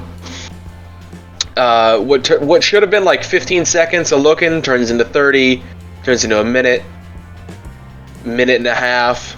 Hey, pay attention, buddy. Read the sign. Oh. Read the sign. And she points to her lips, and you know, it's a good thing that she prepared for such situations like this. Take a picture to cost less. Oh, I can? The sign that she points to is the tattoos that makes up her lipstick. It's funny how she thought ahead and had that tattooed however many years ago she had that tattooed there. I mean, would you mind? Depends how much you willing to pay. You know, ain't nothing free. He pulls out $15. No, that won't even get you admission, but all right, you can take a picture of my hand.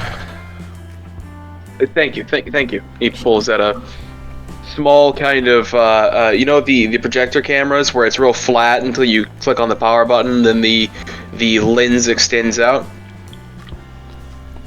It's funny. You never realized that, you thought that those were tree roots, but the cemetery image across her hand and knuckles is definitely fitting for the evening when you think about it. Mm-hmm. Snaps his picture. And how much did you say it would be for admission? I got invited to one of the shows, but Oh, you're invited, so you get the friends and family discount, $30 a person. okay. 2 tickets then. Excellent. So 2 tickets with the discount, that brings your total to $66. Taxes, I assume. Oh yeah, you're right. We should add tax on there. Make that an even 70. There's a kind of crinkling of his brows as he's like, wait, I didn't fuck up the math. What's happening? And then, oh, I know what's happening here. Alright, 70 it is. Right. And do you want me to autograph that picture? It's not often you see that whales rising up out of ground like that. What? He looks at the picture. It's a pack of wolves running towards the full moon.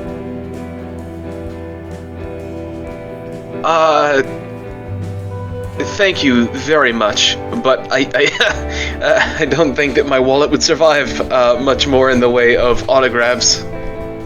Well, that's fine, but you bought 2 tickets. You need 2 people. So when you get your other person, I'll get you your ticket. All right. Thank you very. Do I have like a receipt or something? For what? Well, to verify that I've purchased tickets. So you want a receipt for a ticket that you ain't got yet? That don't make sense, does it? It's like a voucher for the ticket. Yeah. Wait, you wanted to buy a ticket voucher? They sell those at the main gate. Oh shit. Okay. I reserved 2 spots. Thank you. I'll be back. And as you turn to leave, we take a half step back from you leaving Maddie there in the dark by herself at a strange door. It doesn't take that long to do much of anything in Bethany. It doesn't take that long to do much of anything at the circus. It took you all roughly 55 and a half seconds to move from the front to here, even with all of the winding, dipping, ducking, dodging, and sideways locomotion that you all use to get here. Yet you've all been at this door for what feels like forever. And now you're here alone with time just ticking by. You can almost hear the sounds of a clock. The moment Joji is 4 steps further away from you. And it gets louder.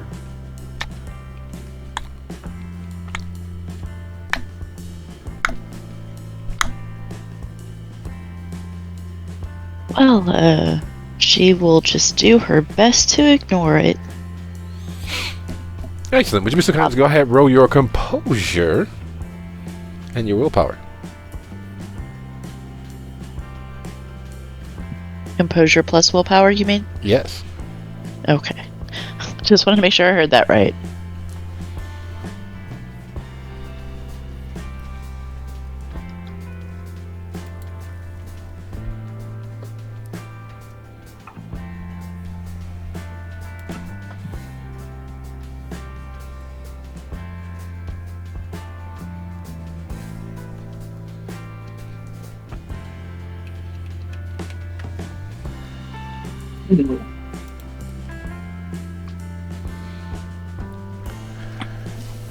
The patience of a saint is an aphorism that up until this moment didn't have as much value as it should have in your existence. Maddie's a bit much like her distant and near kin, one for the more immediate, one for the more indulging in whatever moment that they are in, holding on to that moment.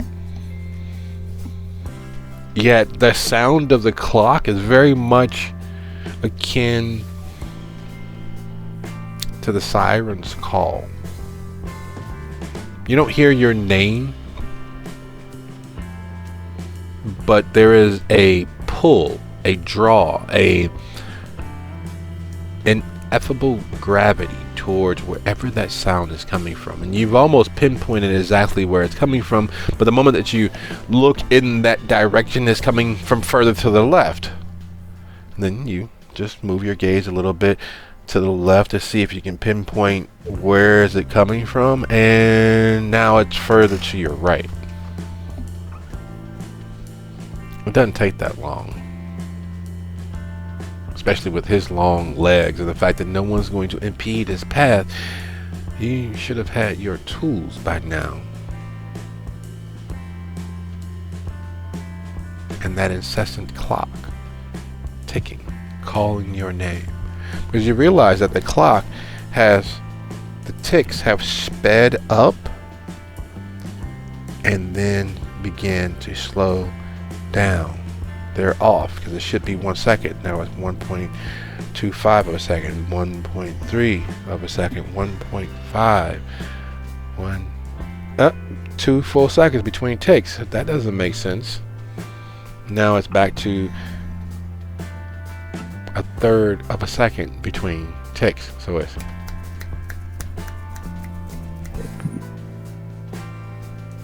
almost as if whatever mechanical clock is causing those ticks is experiencing dysrhythmia.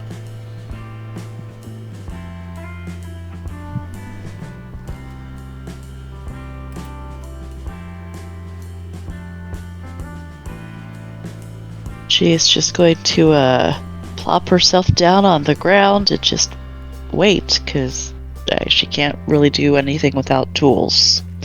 She could probably figure out something, but, whatever. And just, wait.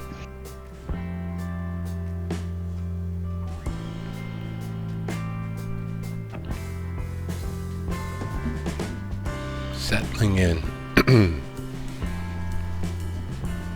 provides you with a certain vantage point. Height matters. Not that you're all that tall standing on your own 2 feet, but height definitively matters, because now you're able to see just underneath the tents that aren't completely anchored against the ground, and some of them are purposely designed that way so there's a ventilation and an air. Those are typically the places where people eat or use the restroom, or so that those gases don't get trapped in those spaces. Sitting there in the relative dark and gloom, even though it's well lit enough to see clearly, there's a troubling moment as you're just taking it in. You see, walking freely by itself, 4 huge tawny limbs attached to paws the size of your torso, traipsing back and forth underneath one of the nearby tents that are not fully anchored to the ground. The walls of the tent, of course, are designed to allow ventilation and certain gases to not build.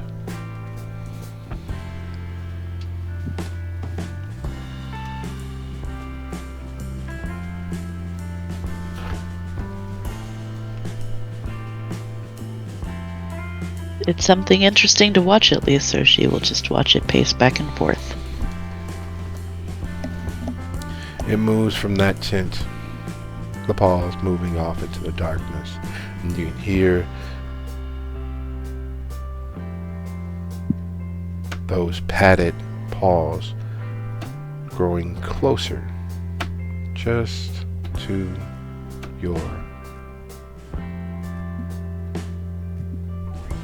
And Joji's there with a bemused look on his face. And the moment that Joji arrives, inside you've watched a person who was degloved. Inside you've watched John Shackleton give a presentation speech thanking everyone for arriving. Inside, you've watched, without a shadow of a doubt, the strongest person you've ever seen. Part of their act is juggling 2 engine blocks. You think that, juggling is easy when there's only 2 items. But the fact that they are juggling 2 actual engine blocks is a feat of strength you didn't believe possible. It gets worse, stretching the incredulity of the moment when they set them both down. There's not the hollow fall sound of something that's just made to, engineered to look heavier than it is. That those are actual engine blocks. When they touch down, when she sits them down, you feel the weight rumbling through the hard packed dirt. It is that heavy. And then she starts asking for volunteers from the audience. And the first person that comes forward, of course, is clearly infatuated with the idea of muscles. You can tell that they're barely restraining the urge to reach out and touch their bicep. You can tell that they're barely able to not just stand awestruck. They proudly restraining their giggle and she lifts them up and holds them aloft by their belt of their pants. And she asks for another. She lifts them up with her left hand until they reach up to her right. She holds them by their pants. Her right arm held strong and high, just like the Statue of Liberty, unmoving as if it was in fact made of stone. And she asked for another and another and another. And you watch the impossible, because just from sheer weight alone, they should overbalance her, cause her to stumble forward, or she should have to course correct, lean in the opposite direction to keep her hand up. None of those things happen. If you weren't there watching it and watching her bicep and her tricep lock into place unwaveringly, you wouldn't have thought it possible.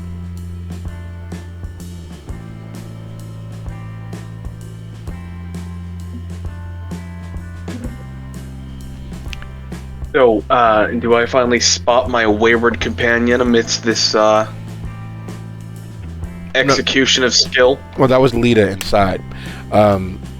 As Lita's taking in the show with these realizations and this happening right there in front of you. It's not a doubt in your mind that this is not Memorex. This is not stagecraft. There's no wires. There aren't any cantilevers working to keep her balanced. If she's not anchored to the floor by hidden poles or straps or anything that is easily discernible, save for the fact that she literally is that strong, save for the fact that Mr. Shackleton really did explode in front of everyone, save for the fact that Charles really is skinless.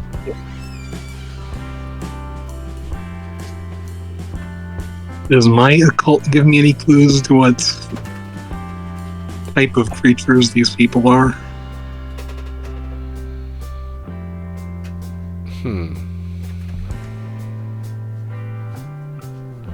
Inhuman is the best you can come up with right now, because there's nothing that fits someone who can't feel pain and to save themselves had to deglove themselves from their epidermis. There's no way that Mr. Shackleton could be the living embodiment of a phoenix, dying and being reborn. There wasn't any flame. There weren't any eggs left, so it's not like he is a bipedal phoenix.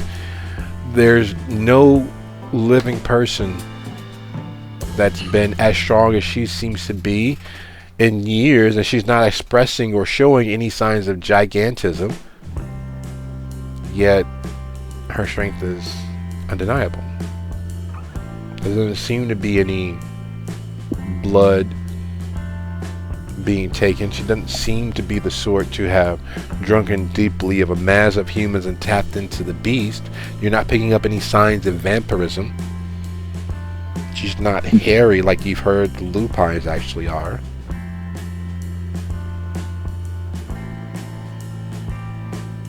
So the what she is, the what they are, the best you can put your finger on right at this moment is inhuman.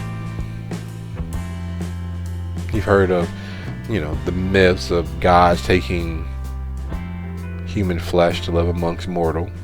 You've heard of angels who masquerade as man to stage an assault on some false prophet or someone who's deserving or been assigned to be removed. But there's not enough information to discern whether they're demigods or God made flesh or angels or demons or lupine. Your mind definitively says that they are not anywhere near kindred. They're not vampires. They're not the dead. Maybe they're a homunculi. You heard that they're short, incredibly hardy, or golems. But no, golems are made of earth and mud, and you don't see any carved in sigils on her forehead.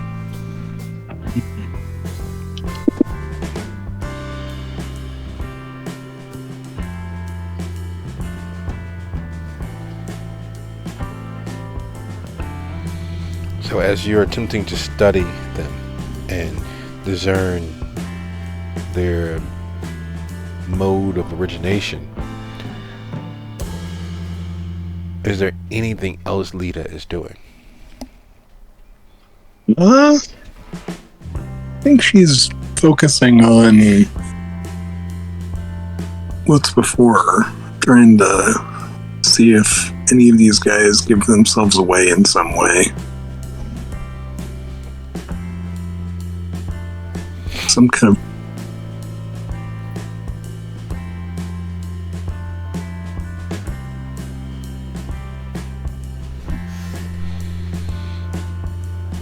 Okay. That being the case, based on the sheer implausibility, because Lita being touched as she is by the supernatural, part of the supernatural community, and a student of the dead, you'd be so kind. What is Lita's intelligence plus occult total? 5, I believe. Okay.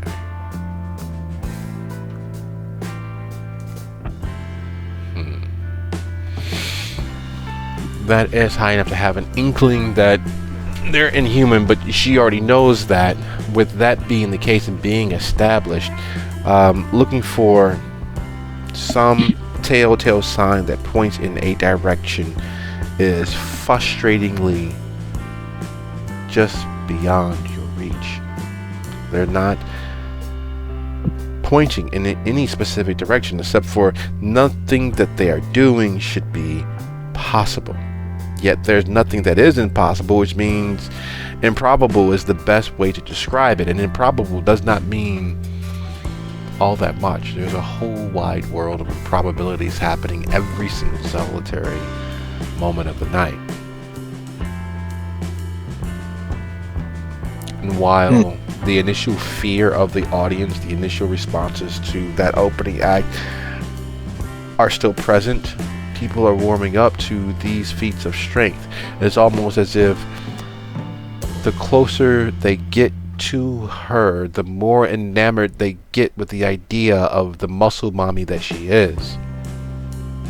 Almost as if her touch magnifies it so high that they lose their sense of self. They begin, as they're uncomfortably hoisted by their own petard, the look of joy and adoration on their faces is enough to almost cause Lita herself to smile. It's hard watching someone enjoy themselves and not find some pleasure in it.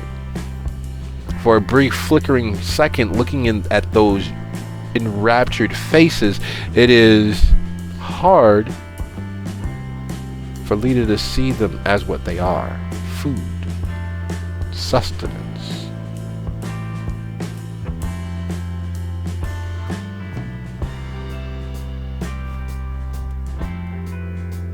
They're homeless people. Almost. Most of all.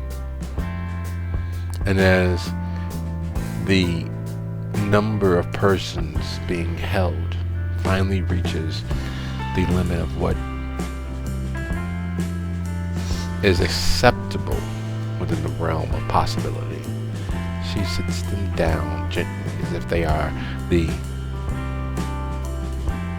smallest of children, as if they are just toddlers who just asked for uppies. And they slowly come back to themselves and realize what fools they may have made of themselves, and they're sure that someone out there took pictures or worse, and that they thank her for the time, and she gives a grandiose bow from the waist, a stiff backed thing, practiced clearly. And then Shackleton is there again, this time entering from the left of the stage, left of the center ring. He steps over the bounding separator, the little small, what looks like raised parking lot concrete blocks that are used to keep the circle free from those who are able to watch, and outline the limits of what the stage actually is. There is a time in each of our lives that we have a decision to make, where we see something out of the corner of our eye and we must either ignore it or plunge into the dark, whether we will intrepidly explore the world that abuts our own. And we take solace and security in the idea of our normal, everyday world. We ignore the magic happening all around us. We ignore the magic that happens right before our faces. Because there is magic in our everyday natural world. Such as, and he points towards the front door, down the main aisle. And there are 3 lions there, free of cage, no lion tamer in sight, and they're sitting like house cats, preparing to break open the bird cage and eat the parakeets inside. People immediately jump to their feet. Calm down, everyone. You are perfectly safe so long as you remain seated and don't respond with fear. And he takes a step forward, and he does so slowly, as one would when within a leaping, pouncing, attacking range of wild animals. And he extends both hands out forward as if he's keeping them at bay. Fear opens the door. Can't be afraid of the magic around you, the magic in the natural world. You must bravely and boldly, like a lion, stride into that magic to embrace it. And when he gets to that point of his clearly practiced presentation, he stumbles and moves quickly and reaches out to catch himself from falling. And when he does, the lions take off in a sprint directly towards him.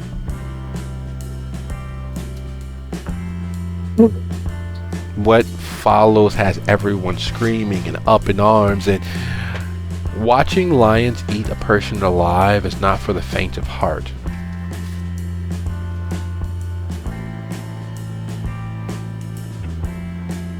Especially as strips of flesh are torn free. He's still sitting there. He's still there fighting the pain. You can hear it in his voice. Stay calm. It's perfectly fine. Just don't leave your seats. They won't. And they clamp down on his throat. You can see the teeth sink in. The blood splurts and splatters. His immaculately pressed and ironed, bright ringmaster's suit soaking in all of that dark, almost blue blood. And as they fill themselves, as they gorge themselves on him, outside, when you get to Maddie is sitting in the dirt.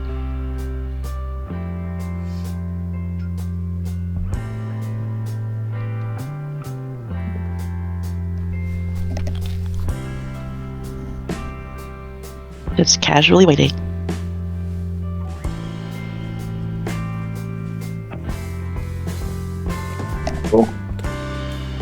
Joji, Yes, sir. when you get to Maddie is sitting in the dirt, casually waiting. And just hey, I got those tickets. They tried to take my fucking life for them. Effectively, I don't know anybody around here affords them unless I'm being exclusively fucking targeted, which is whatever. Just setting that aside. Have they gotten back with the tools yet? Not yet. I do not think they are ever getting back with the tools.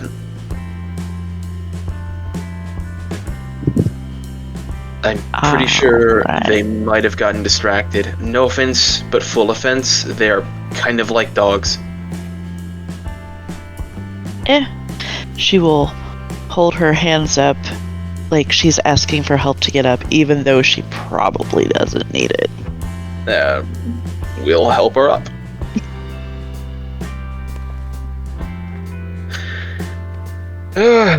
So then. Right. Yeah. Let's go do this other thing then. Check out the freak show and then afterwards get to work on setting up our big police distraction. Amazing. I mean, hey, you gotta enjoy some part of this before it goes to shit. I mean, have you met our lives? I have, and they... things have already gone to shit. What am I saying? He's still thunking the side of his head like he's trying to knock water out. The tinnitus of having basically the boombox placed immediately against his head still ringing. As you guys walk back to the main gate, Maddie, you've been in Bethany long enough that there's certain telltale signs of relations, no matter how distant. There's the love eyes, there's the Fontenot chin, there's the Fournier nose, the proboscis that, well, just won't stop. And you know, distant relations all have similarities of easily trackable, traceable things. One of the many things about the Hutchinsons is, despite the Latin, Hispanic, Spanish blood that they are so very proud of, being the descendants of conquistadors who blah blah blah blah blah blah blah blah blah, is the red hair. It's the various shades from nearly blood red to almost orange. But one of the telltale signs, one of the dead giveaways. So as you get to the main gate with the front flaps of this tent, this huge little freak show, which is one of the many center tents of this enterprise, the wavy, long, red-haired woman standing there holds your gaze, because that lovely vista of mountains and how a path goes from her knuckles all the way up to her shoulders with foliage around the edge covering the entirety of her arm, up her shoulder, underneath her hair, is secondary to the fact that she has almost perfectly scarlet, wavy, long hair.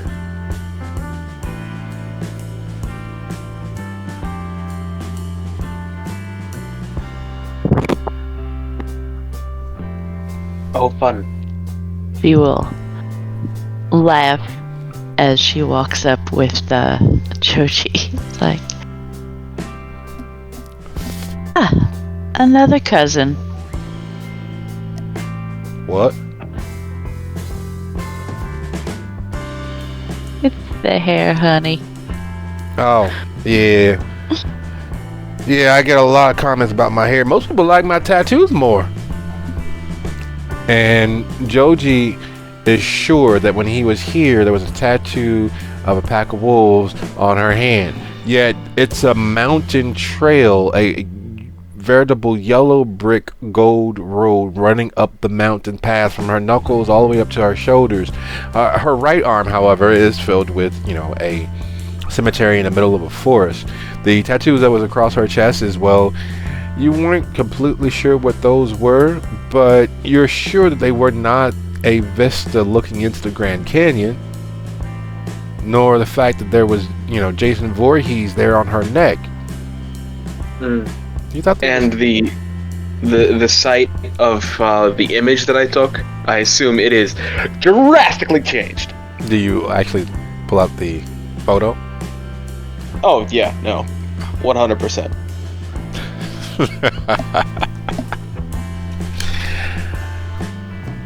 There are some places that you know without ever having been, and you are sure that that is one of the many famed cemeteries in New Orleans. You've never been there, but you know that they don't put their dead in the ground because, well, it's just a mess, just a problem being that close to and below sea level. So those cemeteries are famous. Even without having been there, you know for a fact that that's either New Orleans or a facsimile of it. All of the crypts above ground, bricked over, and you see Jim Morrison there playing music with Louis Armstrong rising up out of one of the crypts. It's a great tattoo. It was clearly, photo ready, photo worthy. The detail of making Jim Morrison look like Jim Morrison and Louis Armstrong look like Louis Armstrong, that takes a lot of skill and a lot of talent.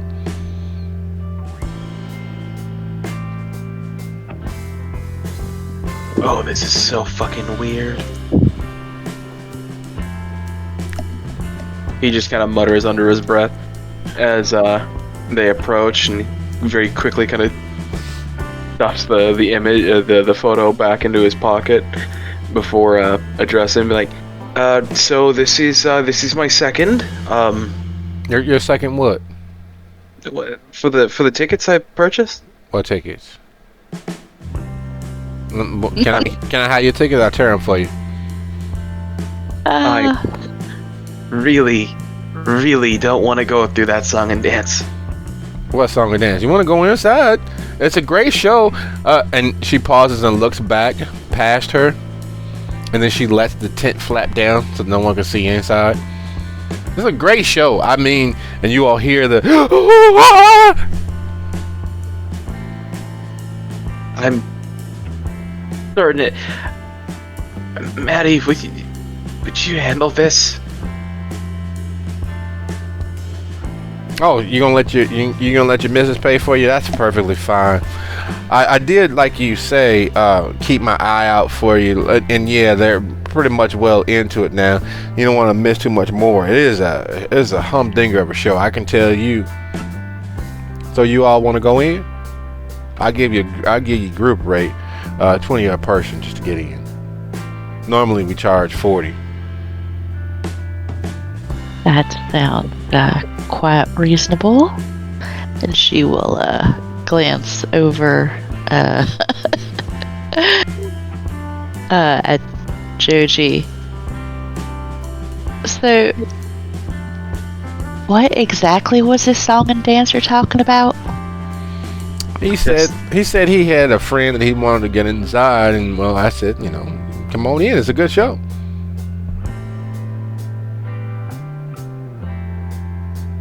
Just kind of watching the ground and like muttering to himself very quietly.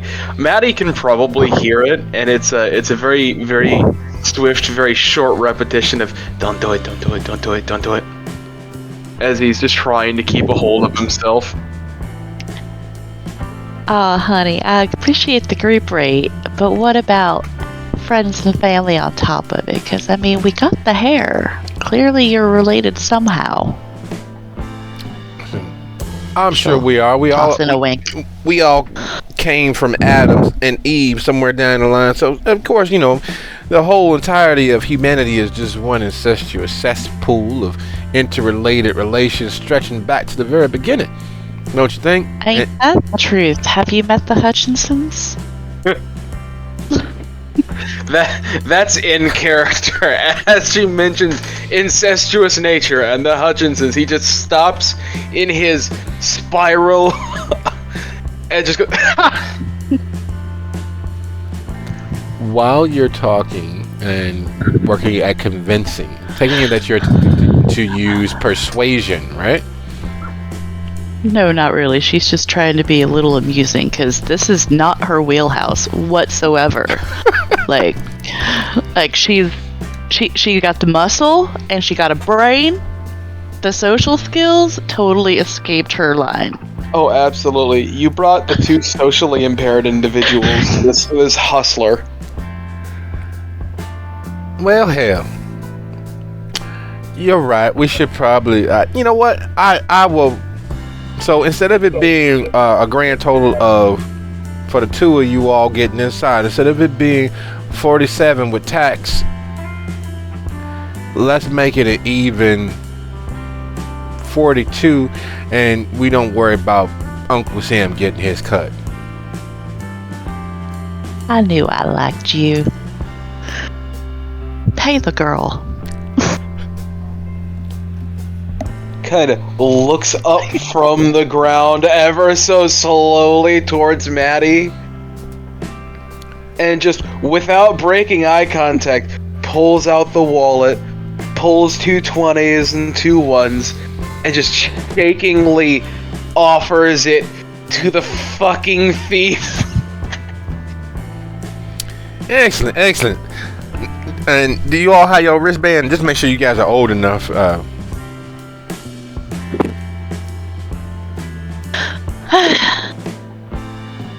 I don't know. Did they give us wristbands when we got the discount up front?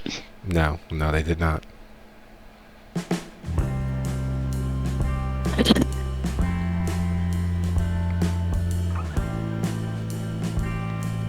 Well, now I believe you guys are old enough. At least I hope. And she looks at Joji specifically. Of course, men do like them young, I suppose. And then she looks at you. But we ain't gonna cause no ruckus, no trouble. So I will turn a blind eye. And we're friendly sorts around here. right. How about I give you $5 for that camera and ignore the fact that you all don't have wristbands to get inside, nor a voucher for your tickets. General admission vouchers you're supposed to have.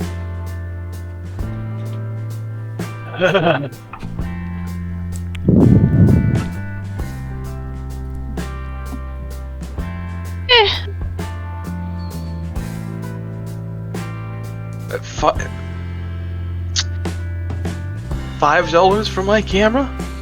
Well, yeah, it's old, ain't it? I ain't seen no cameras like that in a very long time. I think the last time I saw something like that was in my grandfather's house back in 1980. $5. Why, you want to pay me more than $5? I was giving you a discount, but if you want to pay, I normally won't take anything less than 15. But if you want to go ahead and pay me that 15, I'll take that too. If you want to, instead of just you paying me the $5 in the camera.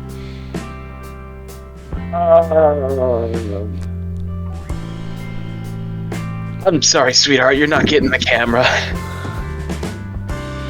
All right. Well, then you gotta pay for the age. That's clearly she may not be of age, and God knows what your intentions might be with someone so young as that. So that's a $15. And I can get you a voucher so that next time you go into one of our attractions, you ain't got to pay for the lack of having the band. At least for her, at least. You're going to pay for yourself, though. When he hears that effectively his vintage camera was worth $10 to this woman, there is a beautiful moment where if he had a pulse, a blood vessel would have burst in his eye.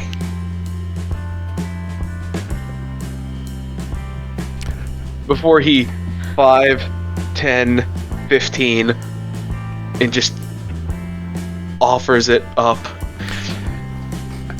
Thank you, Count, for doing business. Now, when you all leave, make sure you go by the front ticket booth, get your voucher, okay? Tell them that Marka sent you on over, okay?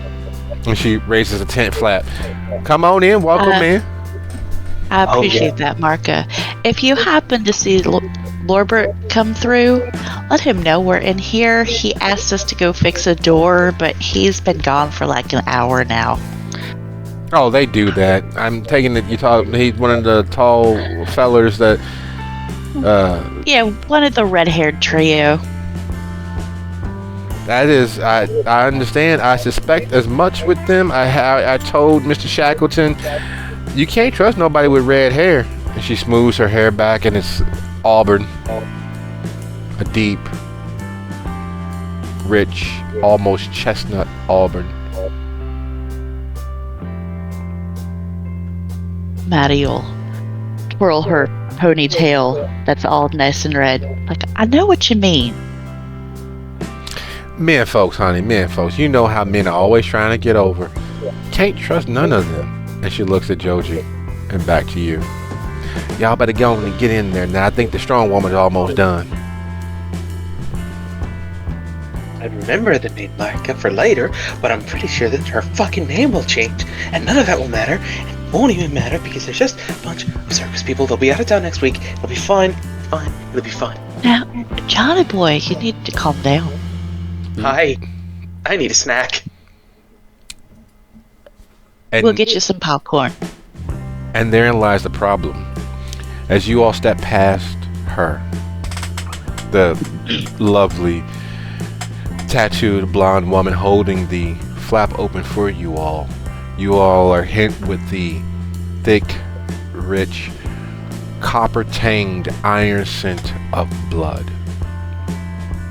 In the center ring, to the shock and barely held stomach contents of those watching, a person is being eaten alive by 3 lions. There's no cage or bar separating the lions and the stench of all of that oxygen-rich blood from those onlookers sitting there watching, stuck to their seats as if they've been glued or nailed into place.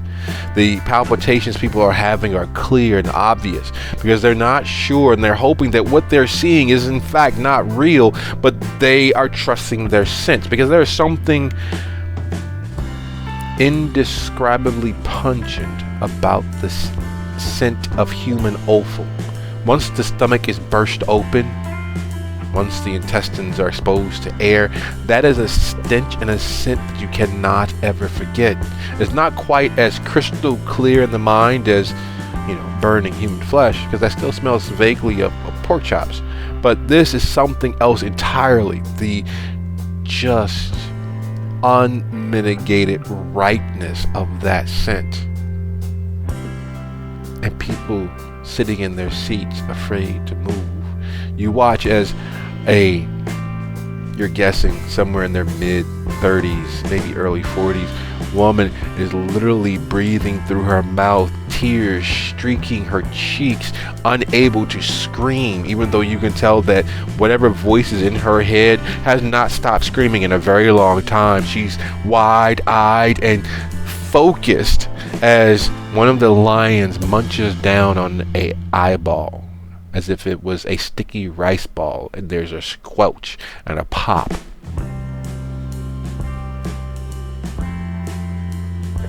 Immediately thrown from his thoughts, he just looks up, sees the gory mess, kind of very quickly takes in the situation, and just, without the ability to control it, just spouts out, "Holy fucking shit, they're killing a guy!"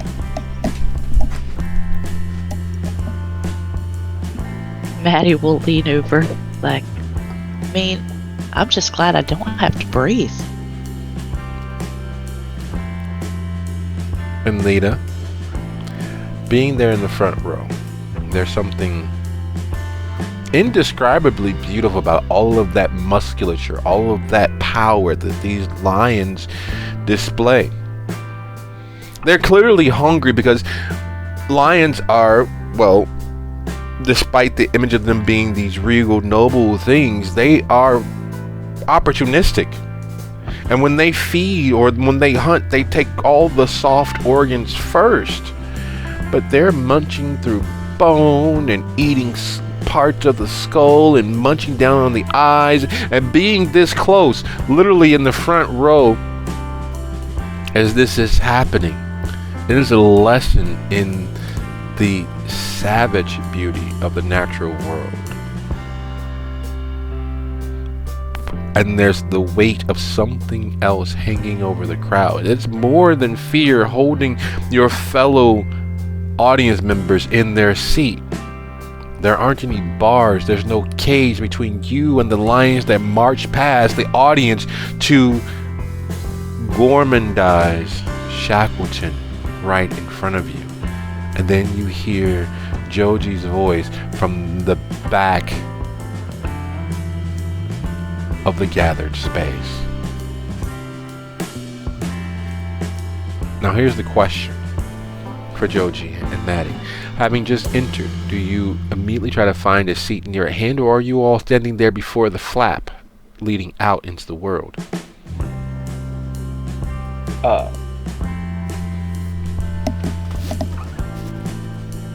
Maddie?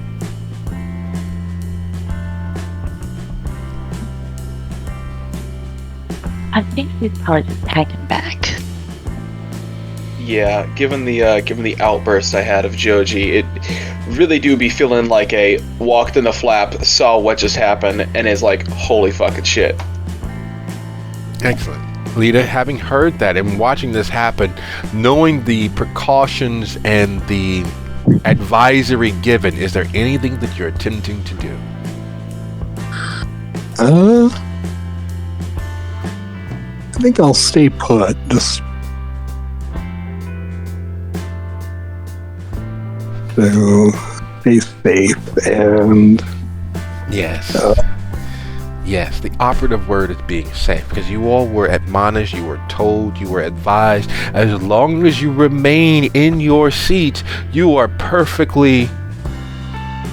And Joji exclaims, quite naturally, and the lions, mid-munch, look as if they've been called, look as if they've been summoned. And it starts with a slow rise to their full height, and attenuation of their ears, and those amber eyes scanning the crowd slowly, almost as if they're hoping, almost as they're praying, almost as if they're daring someone or something to get in their way. And then they take off, rushing towards Joji.